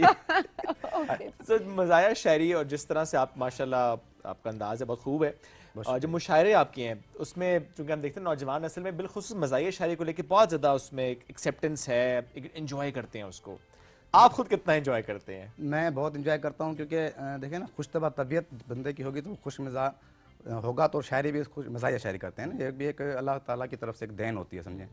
आजकल तो आप देख रहे हैं कि हमारी यंग जनरेशन जो है मोबाइल की दुनिया में ज़्यादा ऐसे ही हो गई। उस पर एक मैंने तज़मीनी कथा कहा था कि वो फेसबुक हो के व्हाट्सएप जिंदगी है मेरी। वाह, वो फेसबुक हो या व्हाट्सएप जिंदगी है मेरी, जिंदगी है मेरी, बगैर इनके तो आराम भी नहीं आता। हाय हाय, बात भी सही है। और कभी जो बंद ये हो जाए तो करूंगा क्या, हाय हाय, मुझे तो और कोई काम भी नहीं आता। और हमारी पूरी नौजवान नस्ल ही है ऐसी जिसको और कोई काम नहीं आता। बस स्क्रॉलिंग आती है, फेसबुक का इस्तेमाल आता है, या किसी से बात करनी होती है व्हाट्सएप फेसबुक। और सर देखिएगा, देख कर लड़की हसीना, एक लड़के ने कहा, देख कर लड़की हसीना एक लड़के ने कहा, तू तो मेरी जान है, तू तो मेरा ईमान है।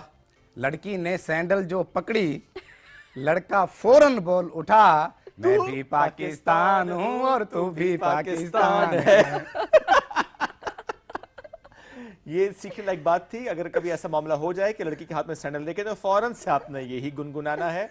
इसी के बाद हाँ, यही गुनगुनाना, यही तराना है आपका उस वक्त का, इसी ने आपको बचाना है। अच्छा शोएब साहब, एक और सिलसिला चल रहा है आजकल के जो बॉयज हैं वो गर्लफ्रेंड्स को इजी लोड करवाते हैं, तो उस पे लड़का लड़की दूसरे से गिला शिकवा कर रहे हैं। आज भी वो दौर है वैसे, आज भी वही दौर है, आज ज्यादा ही है। अच्छा, जब तलक, लड़का कह रहा है कि जब तलक चलता रहा सिलसिलाए इजी लोड, वाह, जब तलक चलता रहा सिलसिलाए इजी लोड, मुझसे तू करती रही प्यार के पैमा जाना, वाह, चंद दिन लोड ना कर पाया तो मालूम हुआ किस कदर जल्द बदल जाते हैं इंसान जाना। हाय हाय, कमाल। थोड़े से इजी लोड ने बता दिया कि आप कौन है। उसके जवाब में लड़की कह रही है अजहर फराज साहब से माजरत के साथ कि रोज करता है नए फोन की बातें वो मगर, रोज करता है नए फोन की बातें वो मगर, आईफोन फिर भी मुझे लेके कहाँ देता है, और लोड करवा के वो कहता है मुझे कर ले कबूल, ये सहूलत तो मुझे सारा जहां देता है। इसी तो बहुत जगह से आ रहे, आईफोन नहीं आ रहा था, मसला आईफोन का था। अच्छा, कोई जरा मुआशरे पे भी कुछ लिखा है या आपकी बेगम ने आपको इतना सताया है कि आप खवातीन के अलावा लिखते ही नहीं है? या इसमें बेगम का तो नहीं है कहीं भी जिक्र। एक मिनट रुक जा, रुक जा, बेगम को एक सेकंड, बेगम से जिक्र से आएंगे, बेगम पे आएंगे। अच्छा, ये बेगम से पहले इजी लोड आपने कितनी बार कराया? हमारे ज़माने में इसी लोग तो था नहीं, लेकिन जब तक आया तो जब तक शादी हो गई थी। अच्छा आपको पता है कि अभी चलो बेगम का जिक्र है तो आपको बेगम सुनाता हूँ कि ये जो कह रही है बेगम कि मैं जा रही हूँ मैके। आहा, वाह वाह, क्या बात है, वाह। क्या बात है। ओए मुझसे ज्यादा ये शोहरों की सबसे बड़ी खुशी होती है। ये दोबारा हो जाए जरा, ये दोबारा। तो कह रही है बेगम कि मैं जा रही हूँ मैके, जाओ। कहीं इसकी बात सुनकर मेरा दिल मचल ना जाए। हाय, हाय, हाय। मैं ये सोचता हूँ कैसे मैं संभालूं अपने दिल को, तेरे जाने की खुशी में मेरा दम निकल ना जाए। लेकिन इन दोनों की खुशियां और ये सारे शेर एक जगह थे। ये शेर जो है नदीम साहब, ये एक ये सबसे ऊपर था। ये हर उस शोहर के लिए जिसकी ये ख्वाहिश होती है कि बेगम जरूर मैके जाए। बहुत शुक्रिया। और ये यूं ही तो दिल बहुत लुभाने का क्या फायदा है। सही बात। थोड़ा आगे चलते हैं ना। यूं ही दिल लुभाने का क्या फायदा है, कि खुशियां मनाने का क्या फायदा है। यहाँ पर वो सहती नहीं दूसरी को, तो 70 पटाने का क्या फायदा है। और सुना है कि बीवी वहां पर भी होगी, तो जन्नत में जाने का क्या फायदा है। आप दोनों तो बहुत ही सताए हुए हैं, मतलब सिर्फ हम दोनों? जमाना सताया हुआ है। जमाना सताया हुआ है। ये तो ऑल पाकिस्तान हस्बैंड एसोसिएशन से पूछे आप। ओह गॉड, वो भी आपको यही बताएंगे। वो तर्जुमानी करेंगे पूरे पाकिस्तान के हस्बैंड्स की। अच्छा जी, और इरशाद जी। अच्छा, एक शेर है कि देखा शादी हाल में जब, इसका अनुमान है यूटर्न जी। देखा शादी हाल में जब जाने जाके बाप को, देखा शादी हाल में जब जाने जाके बाप को, बोला जाने जहां से बाजी खाना ला दूं आपको। बोला जाने जहां से बाजी, उस वक्त यही मुनासिब था। जी बिल्कुल। और पटाखा तू थी जाने जहां, पटाखा तू थी जाने जहां तेरे अब्बा तो बम निकले। पटाखा तू थी जाने जहां तेरे अब्बा तो बम निकले, जो पकड़ा तुझसे मिलने पर हमारे पैचो खम निकले। हाय हाय हाय। और पड़े डंडे जो तेरे बाप के हम पर तो दम निकले, बड़े बेआबरू होकर तेरे कूचे से हम निकले। मैं हूं तेरा दीवाना, टीचर को मत बताना। मैं हूं तेरा दीवाना, टीचर को मत बताना। कुछ भी कहे जमाना, टीचर को मत बताना। वाह। मैं हूं तेरा दीवाना, टीचर को मत बताना। कुछ भी कहे जमाना, टीचर को मत बताना। है प्यार मुझको सारी कॉलेज की लड़कियों से, है प्यार मुझको सारी कॉलेज की लड़कियों से। तुम भी सुनो शबाना, टीचर को मत बताना। तुम भी सुनो शबाना, टीचर को मत बताना। और करता नहीं मैं शादी, है शौक बस ये मेरा। करता नहीं मैं शादी, है शौक बस ये मेरा। ये लड़कियां पटाना, टीचर को मत बताना। और दौराने लेक्चर वो करना तुझे इशारे, दौराने लेक्चर वो करना तुझे इशारे। वो सीटियां बजाना, टीचर को मत बताना। और करते हैं सर हमारे हंस हंस के मिस्से बातें, करते हैं सर हमारे हंस हंस के मिस्से बातें। उनका है दोस्ताना, टीचर को मत बताना। उनका है दोस्ताना, टीचर को मत बताना। और सपना के साथ मिलकर मैंने क्लास में कल गाया था वो जो गाना, टीचर को मत बताना। वाह। और कॉलेज के गेट 1 पर मुझको पड़ी थी फेंटी, आया था याद नाना, टीचर को मत बताना। और आजर की उल्टी सीधी ये हरकतें हैं सारी, है अर्ज मोदबाना, टीचर को मत बताना। मैं हूं तेरा दीवाना, टीचर को मत बताना। कुछ भी कहे जमाना, टीचर को मत बताना। और आई होप के आजर टीचर का नहीं था दीवाना। नहीं ये मेरा ख्याल है तो अपनी एक्सपीरियंसेस बड़े इन्होंने शेयर किए हैं यहाँ पे। I don't know who is Shabana Never then. know, ऐसे कुछ शबाना और आई डोंट नो। अच्छा जी, जी बीवियां दो हैं, बीवियां दो हैं, बड़ी हिम्मत है। दुआ और तमन्ना यारब, आगे भी देखिएगा हिम्मत। बीवियां दो हैं, दुआ और तमन्ना यारब। तीसरी शम्मा से शादी हो खुदाया मेरी। और तीनों रहें आपस में रवादारी से, लपे आती है दुआ बन के तमन्ना मेरी। अल्लाह। मामला 4 तक भी जा सकता था, लेकिन हमने यहीं पे इक्तफा किया। जी जी बिल्कुल बिल्कुल। अभी मेरा ख्याल है इनकम्प्लीट होगी ना उनकी शायरी। अच्छा सर, अभी उसको अस्पतालों में आप complete कर देखते हैं लेंगे। कि कंप्लीट नहीं है। नहीं, अस्पतालों में देखते हैं कि आप पेशेंट जाते हैं तो वहाँ पर एक मैंने कथा कहा था कि हड्डी टूट गई थी एक मरीज की, तो बेचारे की, हाँ। कि मेरी हादसे में जो टूटी थी हड्डी, मेरी हादसे में जो टूटी थी हड्डी, महारत से सर्जन ने वो जोड़ दी है। वाह। और रिसेप्शन पे बिल जो मिला मुझको आजर, तो उस बिल ने मेरी कमर तोड़ दी कमर है। तोड़ दी है, बात तो सही है। तो उस बिल ये ने भी मेरी होता है। कमर तोड़ दी है। अब जबरदस्त। कोई दिसंबर में भी शायरी की, क्योंकि हम देखते हैं ना दिसंबर बहुत ज्यादा शायरी हुई है, लेकिन अब शायद दिसंबर में ना वो बारिशें हैं, ना वो मौसम है, ना शायद महबूब है, ना वो शायरी है। तो दिसंबर में असल में क्या है कि संजीदा शायरी में तो वो तो लोग कहते हैं, लेकिन मिज़ाह में इसका कम इस्तेमाल किया गया है। ओके। तो मैं आपको एक दूसरा कलाम सुना देता हूँ। Please please. जरूर। कि जब कमारे थे आपकी तरह, जब कुंवारे थे तो कुछ इतने हंसी थे आज़र, जब कुंवारे थे तो कुछ इतने हंसी थे आज़र, सब ये कहते थे तेरे नक्श गुलाबों में मिलें। हाय हाय। और बाद शादी के बना हुलिया है टाइट ऐसा, जिस तरह सूखे हुए फूल किताबों में मिलें। We can relate to that. आपकी बेगम देख रही हैं इस वक्त। तो क्या तो उनको पता क्या हालत है। और सर आपको पता है कि जब तनख्वाह आती है तो बेगमात का बता रहा हूँ कि वो 29 दिन तक हमारा कैसे इस्तेमाल करते हैं, 30 दिन जब पहली तरह कैसे इस्तेमाल करती हैं, ये भी तज़मीनी कथा देखिएगा। कि मेरे दफ्तर से आज़र शाम को घर लौट आने पर, वाह, मेरे दफ्तर से आज़र शाम को घर लौट आने पर, हमेशा मैंने बेगम को बहुत गमगीन पाया है, मगर तारीख हो पहली तो फौरन हंस के कहती है, बहारो फूल बरसाओ मेरा महबूब आया है। वाह, बहारो फूल बरसाओ मेरा महबूब आया है। अब मेरा ख्याल दौर बदल गया ना, अब महबूब के आने से पहले मैसेज आ जाते, जरा ट्रांसफर कर देना। बिल्कुल ऐसे ही है। मेरी किताब जो आई सवाद आ गया, उस पर एक उन्वान है, उसके हिसाब से मैं सुनाता हूँ कि आखिरी कलाम के, मैंने जब उसको ताड़ा सवाद आ गया। वाह। मैंने जब उसको ताड़ा सवाद आ गया, जिस तरह उसने झाड़ा सवाद आ गया। वाह, क्या बात, शुक्रिया। क्या अपने खूंखार हाथों से फिर उसने जब, अपने अपने खूंखार हाथों से फिर उसने जब मेरे कुर्ते को फाड़ा सवाद आ गया।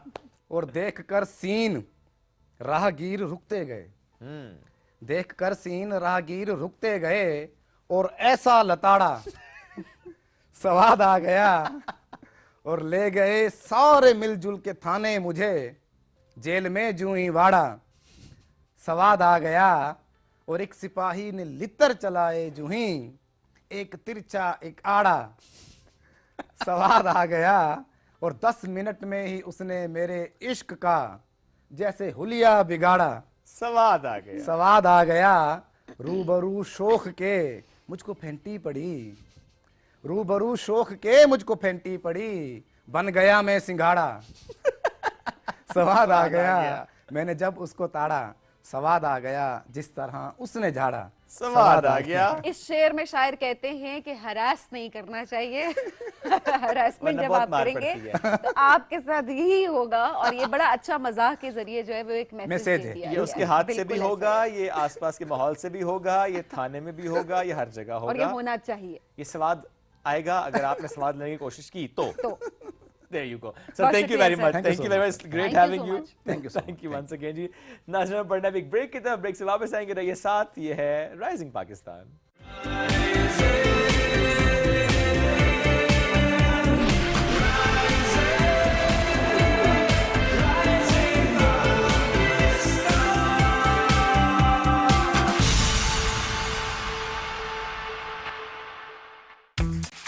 रोशनियों से जगमगाते इस स्टेज पर अब आवाजें नहीं, कहानियां गूंजेंगी।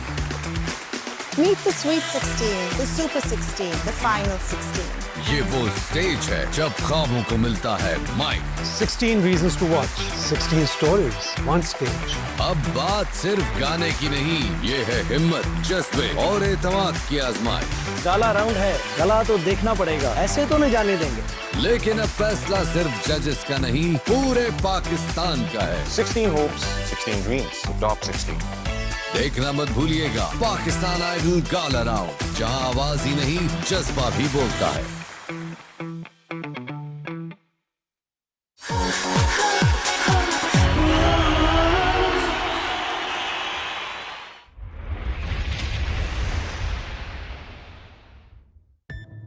Star TV, your world, your way.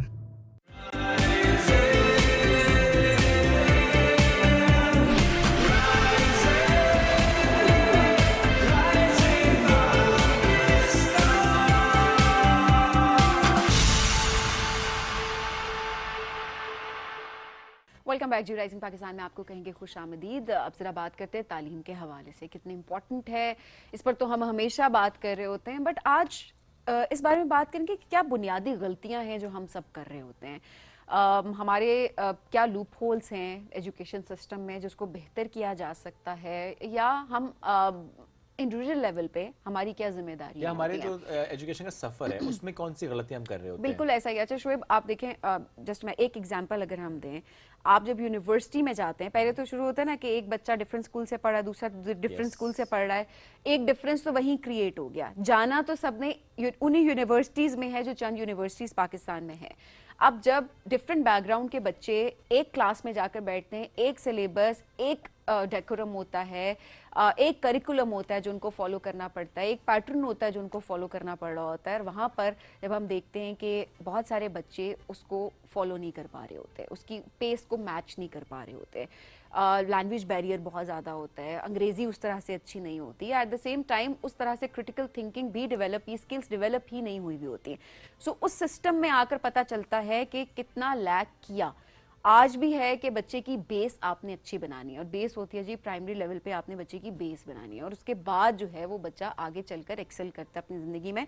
तो क्या ही ऐसा हो कि हमारा एजुकेशन सिस्टम ऐसा हो जाए कि जितने बच्चे यूनिवर्सिटी लेवल पर जब फर्स्ट सेमेस्टर में फर्स्ट अपनी क्लास अटेंड करें तो वो एक लेवल पे अपने आप को फील करें, ना कि ये कर वहाँ पर जाकर वो एहसास कमतरी का शिकार हो। एब्सोल्युटली ऐसे। इस मौजू का हम समझने की कोशिश करेंगे। हमें ज्वाइन किया है प्रोफेसर डॉक्टर सैयद हबीब बुखारी साहब ने। वसी तजुर्बा आपका एजुकेशन के साथ, यूनिवर्सिटी के साथ, उनको वेलकम करते हैं। अस्सलाम वालेकुम जी, कैसे हैं आप? जी अस्सलाम वालेकुम, thank you very much Shoaib and Sabeen for having me. Sir thank you for coming. Great to come to PTV, it's like home coming, so it's my third time.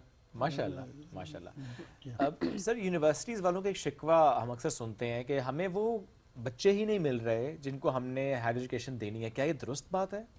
अच्छा, मैं अब आपका जो आपने बड़ा अच्छा बयानिया समझाया भी कि ये जो लर्निंग कर्व है, it starts right from the day one, जो शुरू होता है स्कूल में बच्चे का पहला दिन, उससे बहुत पहले शुरू हो जाता है। The process as a matter of fact starts when the baby is in utero, pre term जिससे आप कहते हैं ना जी, बिफोर इवन ही और she is being born.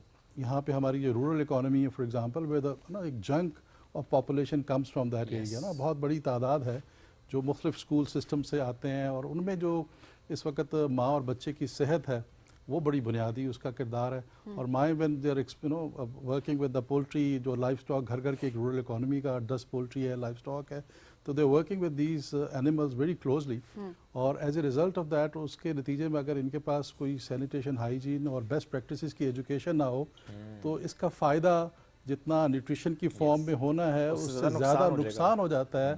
Because when they are taking care of a child at very early age, पहले 2000 दिन है baby के, वो बहुत है।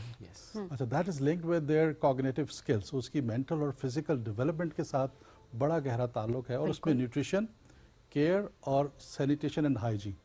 तो when they are expose to the repeated infection because of all those organisms, bacteria जो उनके इर्द गिर्द, पैरासाइट, वायरस, और जो इनके एनिमल्स के ज़रिए से भी इंट्रोड्यूस होते हैं, तो वो रिपीटेड जो इन्फेक्शंस हैं वो एट टाइम्स, एक तो न्यूट्रिशन की कमी है, तो वो एट टाइम्स जब वो बच्चे की खुराक का ज़रिया बनते हैं, जो भी उनको न्यूट्रिशन मिलती है, तो उसकी वजह से जब ये ऑर्गेनिजम्स और रिपीटेड इन्फेक्शंस होती हैं तो 10% फूड जो है वो बगैर बॉडी का एब्जॉर्ब हुई निकल जाती है। तो that leads to a severe malnutrition and at times it leads to a stunting as well. तो आप सोचिए 37% इस मुल्क में बच्चा स्टंटेड ग्रोथ के साथ है, और it's a huge, Pakistan number 1 है इसके अंदर।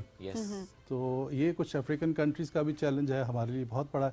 तो ये पहला जो है, जो मैंने आपसे कहा, ये जो सिलसिला है डे 1 स्कूल में जाने से पहले, तो nutrition, care, sanitation, hygiene awareness, माओ का इसका पता होना चाहिए, और न्यूट्रिशन बहुत अहम है।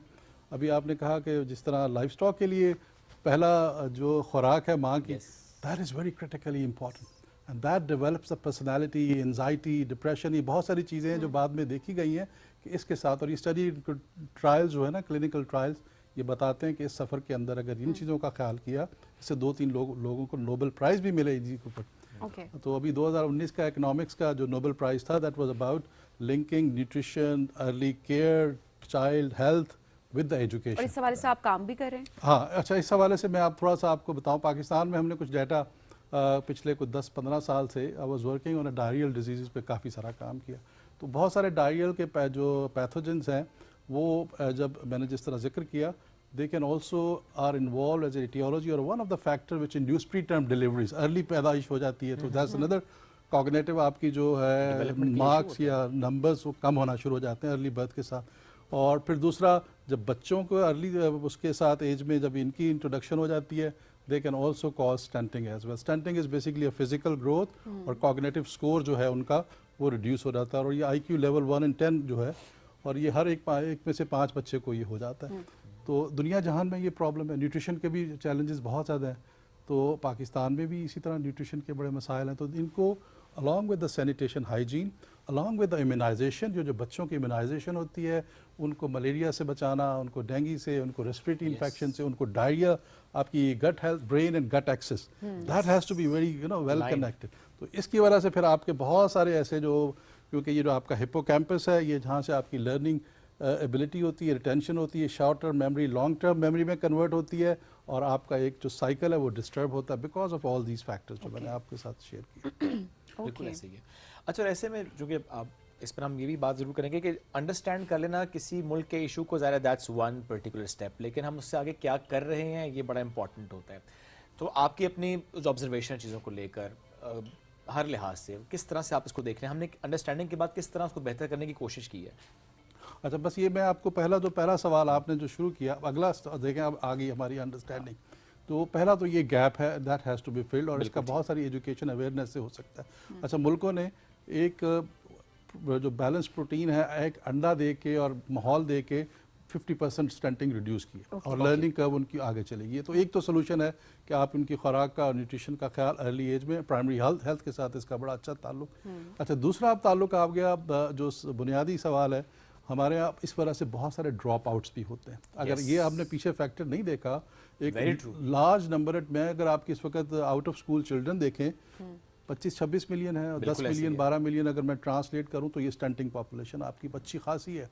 तो आपका एक अच्छा खासा नंबर आपको बगैर वजह जाने बगैर ही आपको पॉलिसी मेकर्स की नज़र में नहीं आता, और आपका ये सिलसिला आपको उसके ऊपर काम नहीं करेंगे तो ये आगे हायर एजुकेशन के लिए जो ये वर्क फोर्स है ये बजाय हाँ ये एसेट बजने की बजाय वल्नरेबिलिटी ये आपके लिए प्रॉब्लम्स हैं। दिस इज वेयर हम कहते हैं ना इस पर्टिकुलर स्टेप पे तो खासा काम हुआ भी है। जैसे हम देखते हैं स्टार्टिंग फ्रॉम गिलगित एंड अभी हम पंजाब में भी देख रहे हैं, मैंने इस्लामाबाद में देख रहे हैं मील प्रोग्राम स्पेशली उन इलाकों में जहाँ पर हमें सोशल इकोनॉमिक क्लास का एक इशू हमें होता है कि अच्छा इनको ज़्यादा हमें फोकस करना है, तो वहाँ पर हमें स्कूल मील प्रोग्राम्स देखे हैं, दूध स्पेशली दूध पे फोकस है। तो ये तो एक ऐसा मामला जिस पर हमने काम कर लिया प्रॉब्लली या कर रहे हैं, वो तो ऑनगोइंग प्रोसेस है बिकॉज इतना बड़ा हमारा ये नंबर बहुत ज़्यादा है, कैनवस है 2.5 करोड़ बच्चे बहुत सारे। और आपको पता है कि ये स्टंटिंग है पूरे सूबों में एक अच्छा खासा इनका नंबर है, फेडरल वफाक के अंदर भी है।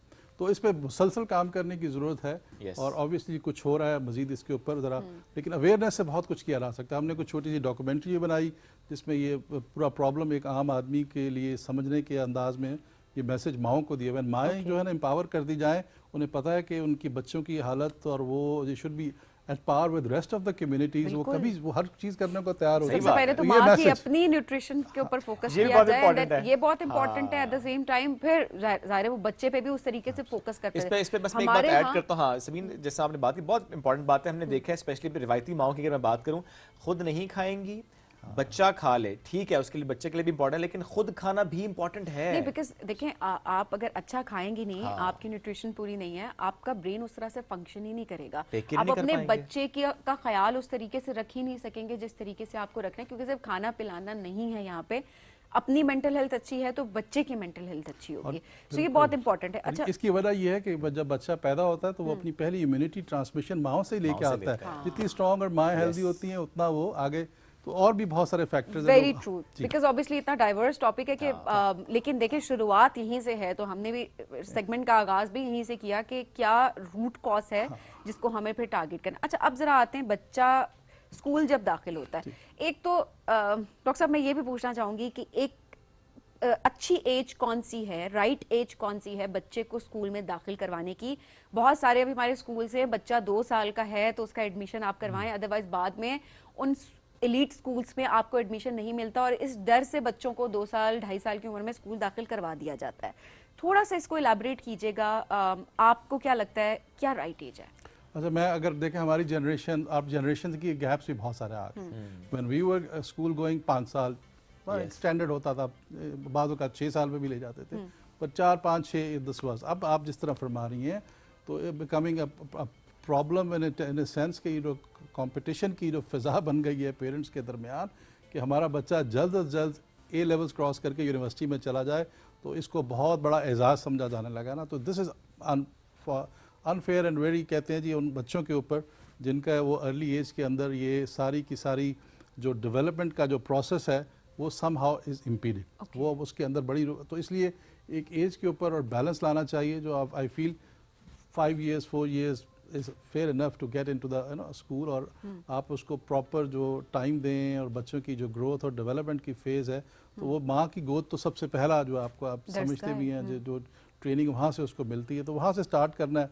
अच्छा, वंस इज इन स्कूल ना, अब हमारा जो साइकिल शुरू हो गया, अब primary school, secondary school, under grade का जो थोड़ा सा सफ़र है उसके ऊपर अगर मैं देखता हूँ, तो अगर आप पाकिस्तान और के स्टेटिस्टिक्स देखते हैं, प्राइमरी स्कूल्स के अंदर 75-80% तक इनरोलमेंट है। अभी ग्रॉस इनरोलमेंट बड़ा ज़रूरी है एजुकेशन के अंदर। अब आप जो मैंने फैक्टर इससे पहले जिक्र किए, जब आप थोड़ा सा ऊपर जाते हैं मिडिल के अंदर, हायर के अंदर, ये ड्रॉप कर जाते हैं 35 और 40%। The reason I am already share with you, ये वो रीज़न है। अब देखें, मैं आपके थोड़ा सा आप साइकिल की तरफ लेके चलते हैं कि पूरा थोड़ा सा कवर भी करते हैं, वक्त मुख्तसर है।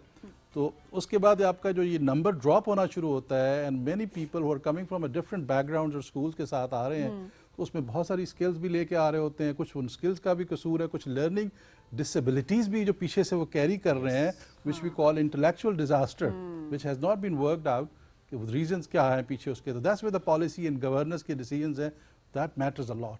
अच्छा, फिर तीसरा जो आप इसके बाद जब ड्रॉप आउट होता है, तो यहाँ पे कुछ चीज़ें ऐसी हैं जो वेस्ट ने बड़ी अच्छी से कर ली हैं कि इन ड्रॉप आउट्स को कम कैसे करना है। There are many countries who have developed the teachers as a professionals, तो बहुत ज़्यादा इन्वेस्टमेंट किया अब उन टीचर्स के ऊपर, जो आपकी ज़िंदगी में भी बहुत कमाल के टीचर्स आए होंगे जिन्हें आप कभी नहीं भूलते होंगे। कुछ ऐसे टीचर्स आते हैं, तो वो टीचर्स होते हैं जिनको प्रोफेशनली ऐसे तैयार किया जाता है, विच इंश्योर कि ये बच्चा अगर प्राइमरी में ड्रॉप हुआ है तो मैं इसको स्कूल पास करके जाए, ये किसी काबिल हो जाए। तो ये उनके, जिस तरह फिनलैंड का बड़ा अच्छा सिस्टम है प्रोफेशनल्स को डेवलप है। इसी तरह बहुत सारे यूनिवर्सिटीज़ के अंदर STEM एजुकेशन के अंदर बड़ा एक्सेलेंस है, like Singapore is one of the leading in terms of developing students in STEM education के अंदर। उनके जो मॉडल सिस्टम है दुनिया फॉलो कर रही होती है। कुछ यूनिवर्सिटीज़ के अंदर एंटरप्रेन्योरशिप बहुत अच्छी से पढ़ाई जाती है, ताकि इंटरेस्ट बच्चों का बहुत ज़्यादा आए एजुकेशन के अंदर। कुछ के अंदर अगर जिस तरह अगर मैं कहता हूँ मैथ्स को, जिस तरह हम यहाँ बहुत ऐसा सब्जेक्ट है, मैं रिसेंटली अब आपने CSS के रिजल्ट भी देखे होंगे, 1.5 और 2% पास हुए हैं CSS के अंदर। तो विच इज़, अब ये एक एजुकेशन सिस्टम जो आपने शुरू में कहा डिस्पैरिटी है, एक लार्ज नंबर आ रही है जो लो इनकम ग्रुप से हैं, स्कूल्स हैं, वहाँ पे है। दूसरा, असातिज़ा और जो स्किल्स तैयार की जाती हैं बच्चों को पढ़ाने के लिए, जिसमें analytical skills, critical thinking is, और इन्हीं सब्जेक्ट्स के अंदर फेलियर ज़्यादा आ रही हैं। कम्युनिकेशन स्किल्स के अंदर फेलियर ज़्यादा आ रही हैं, क्योंकि उनको अच्छे असातिज़ा इस एरिया में नहीं मिल रहा। That's where the professional development comes in, that's where these countries are leading, और वो बहुत सारा, और that's where the creativity comes in. And the creativity is an engine जो हायर एजुकेशन में जब ये चले जाते हैं, जहाँ पे ये ट्रांसफॉर्मेशन होती है कंप्लीट, कन्वर्टिंग नाउ दिस जो आपके थीसिस हैं या रिसर्च है या नॉलेज है इनटू अ प्रोडक्ट और इकोनॉमी, वहाँ ये सिस्टम्स होते हैं। तो ये इनका सबका ताल्लुक अगर आप देखा जाए तो कहीं ना कहीं जुड़ रहा होता है, और वहाँ पे अगर आपको अच्छी डेवलपमेंट और इकोनॉमी करनी है और एजुकेशन को उसका पिलर बनाना है, तो then we have to work together all, वहाँ पे इन्वेस्ट करना पड़ेगा। लेकिन जिन मुल्कों के हम एग्जांपल देते हैं, फिनलैंड हो, नॉर्वे हो, आपने सिंगापुर की बात भी की, हर मुल्क के डायनामिक्स मुख्तलिफ होते हैं। क्या पाकिस्तान के कॉन्टेक्स्ट में एक फैक्टर पॉपुलेशन भी है, ज़्यादा बहन भाइयों का होना भी है? क्या ये नोटिस किया आपने कि जस्ट बिकॉज के वो सिबलिंग ज़्यादा थे उस तरह से तवज्जो नहीं दी गई? क्योंकि ज़्यादा देखिए तवज्जो डिवाइड हो जानी है इन एनी केस। वो माँ बाप हैं, अगर 1 या 2 बच्चे हैं तो ज़ाहिर है वो ज़्यादा तवज्जो दे पाएंगे, बच्चे अगर ज़्यादा हैं तो वही तवज्जो डिवाइड हो जानी है और उसकी वजह से चीज़ें ख़राब होती हैं। बहुत अच्छा जो ह्यूमन इंडेक्स है ना, जो development index, is largely related with the population. Pakistan 2.6% growth के साथ है, हाई ग्रोथ नंबर, जितने नंबर हो रहे हैं। और हमारे यहाँ आप यूनिवर्सिटियों का भी बजट देखेंगे ना, जो बजट आज से 20 साल पहले 50 या 60 या 100 यूनिवर्सिटियों को तो अब 250-300 का डिवाइड हो गया, और उतना ही बजट है, बजट उतना ही कम हो रहा है। आप इसी तरह फैमिली के अंदर भी अगर आप चले जाएं, एक पेरेंट्स के 5 या 4 बच्चे हैं, he has to send them to the quality, you know, access to the quality education extremely difficult for them. तो नंबर इज इंपॉर्टेंट, पॉपुलेशन, और इसलिए इसके असरात भी नजर नहीं आ रहे, क्योंकि ये इतना बड़ा, तो इसको कंट्रोल करना भी जरूरी है। अच्छा हबीब साहब, अब ठीक है, बेहतरी तो आहिस्ता आहिस्ता आएगी। हम देख रहे हैं बहुत सारे प्रोग्राम शुरू भी हो गए, मीर्स प्रोग्राम की बात करें या ओवरऑल भी हम देख रहे हैं टीचर्स ट्रेनिंग पे भी। अब गवर्नमेंट स्कूल्स में भी हम देखते हैं कि टीचर्स ट्रेनिंग का बहुत रुझान है, कि ट्रेनिंग्स दिलवाई जा रही होती हैं, टीचर्स खुद भी अब काफ़ी हो रहे हैं। लेकिन अब भी जो हमारे ये जो बच्चे हायर एजुकेशन में हैं, क्या किया जाए, किस तरीके से ये डिफरेंस जो है इसको कम किया जा सके, किस तरीके से उनकी पेस को मैच करवाया जाए? अच्छा, ये this is what we have to do ना प्रैक्टिकली। अब क्या करें, अब है तो अब ज़ाहिर सिचुएशन है, तो अब इस पे भी काम करना है और पैरेलल इनको भी लेके जाना है, ताकि ना एम्प्लॉयबिलिटी के चांसेस, और employability is linked with the prosperity and obviously आपका। तो इसके अंदर एक देखें, पाकिस्तान में इस वक्त हायर एजुकेशन के अंदर नंबर तकरीबन 1.5 मिलियन के करीब स्टूडेंट्स हों। 13% जो स्टूडेंट, मैंने आपको कहा, कटौती होकर तकरीबन इतने परसेंट आ जाते हैं। और अगर ये नंबर मैं अमेरिका के साथ कंपेयर करूँ ना, इस वक्त तो 35-30 मिलियन हायर एजुकेशन में स्टूडेंट्स है। पॉपुलेशन से थोड़ी सी फ़र्क होगा उसका। चाइना में जाएँ तो 40-45 मिलियन स्टूडेंट्स हैं, उसमें बहुत सारे फॉरेन स्टूडेंट्स आके उनकी R&D के अंदर कंट्रीब्यूट कर रहे हैं। अच्छा, ये R&D जो है ना, अब इस साइकिल को मेरे साथ समझ लें तो फिर मैं बच्चों को ज़रा आपके जो कर सकते हैं वो क्या करना है। तो अब R&D जो बड़ा एक कॉम्प्लेक्स प्रोसेस है, जिसके अंदर एक इकोसिस्टम डेवलप किया जाता है कंट्रीज़ के अंदर, एजुकेशन सिस्टम्स के अंदर, कि वो इतना बजट, फॉर एग्जांपल मैं US की मिसाल दे दूं, तो अगर 75 बिलियन सिर्फ हायर एजुकेशन में R&D के कंपोनेंट पे लगाते हैं, and they come up with a number of patents के ज़रिए से आप ज़रा प्रोडक्ट डेवलपमेंट की तरफ चलते हैं, प्रोडक्ट डेवलपमेंट से स्टार्टअप जाते हैं, स्टार्टअप से कंपनीज बनती हैं, कंपनी से फिर आपकी रेवेन्यू जनरेट होता है, और ये जो $1 बिलियन है ये $1 ट्रिलियन में चला जाता है, नंबर ऑफ। अच्छा, ये साइकिल जो है, इसके अंदर अगर पाकिस्तान के, अगर मैं पिछले 30 सालों की हिस्ट्री देखूं, तो उनके हर साल अगर ये 10,000 या 1200 स्टार्टअप बनते हैं, तो हमने टोटल इतने पूरी इस हिस्ट्री में बनाए, और उसमें से कितने कन्वर्ट हुए हैं इकोनॉमी के अंदर, ग्रोथ के अंदर, that has to be scene.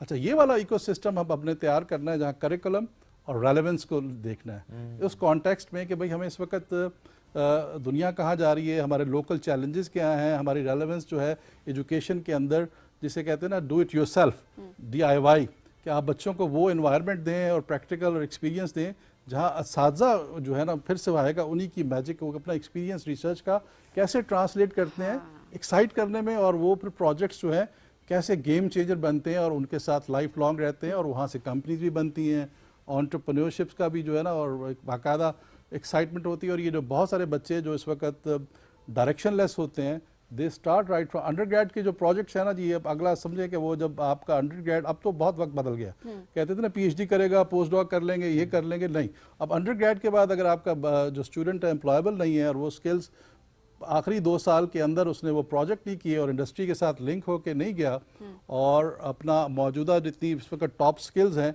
वो स्किल्स अपने साथ ना लेके आया, इसके अंदर माइक्रो क्रेडेंशियल्स कोर्सेज भी इंगेज कर देते हैं। That's what the west is doing, that's what the Harvard और बहुत सारे, उन्होंने $10 के $15 के ऑनलाइन कोर्सेज कर दिए हैं।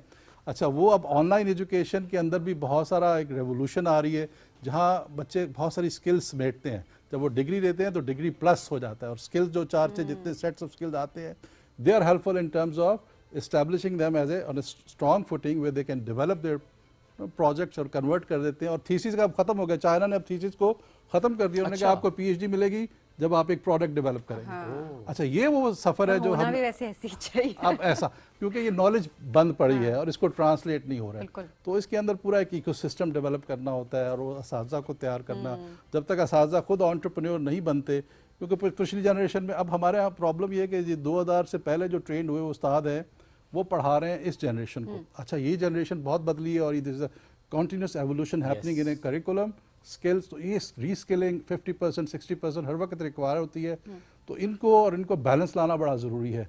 साजा भी नए इंजेक्ट हों, नए आइडियाज़ के साथ, नया थॉट प्रोसेस और बेसिक नॉलेज भी बहुत हो। और जो ऑलरेडी मौजूद है वो अपने स्किल सेट को बहुत बेहतर करें। और क्योंकि आपने बहुत इंपॉर्टेंट बात की, टीचर्स पे बहुत ज़्यादा डिपेंड करती हैं बहुत सारी चीज़ें।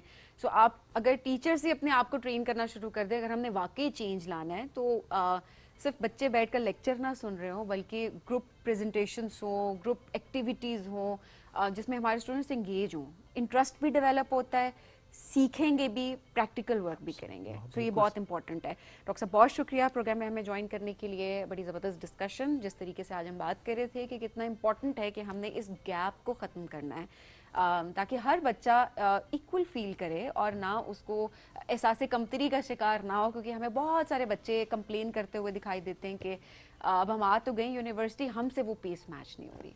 और इसमें ये भी है कि बच्चों को ना ज़रा इनकरेज भी करने की ज़रूरत है कि आपने कोई आइडेंटिफाई करनी है प्रॉब्लम सोसाइटी की, कम्युनिटी की, और उसको एड्रेस करना है। ये नहीं कि सिर्फ आपने प्रॉब्लम आइडेंटिफाई कर ली और एक आपने लिखत पढ़ा तो कुछ बात करी। बड़ा अच्छा आपने पॉइंट किया। नो, आपने कुछ वाकई एक्चुअल ऐसा करना है जो कि सोसाइटी में उसका एक इम्पैक्ट हो। आपसे लेंगे इजाज़त। अपना फीडबैक आज के शो से मुतालिक ज़रूर दीजिएगा। दोबारा मुलाकात कल करेंगे। अल्लाह हाफ़िज़।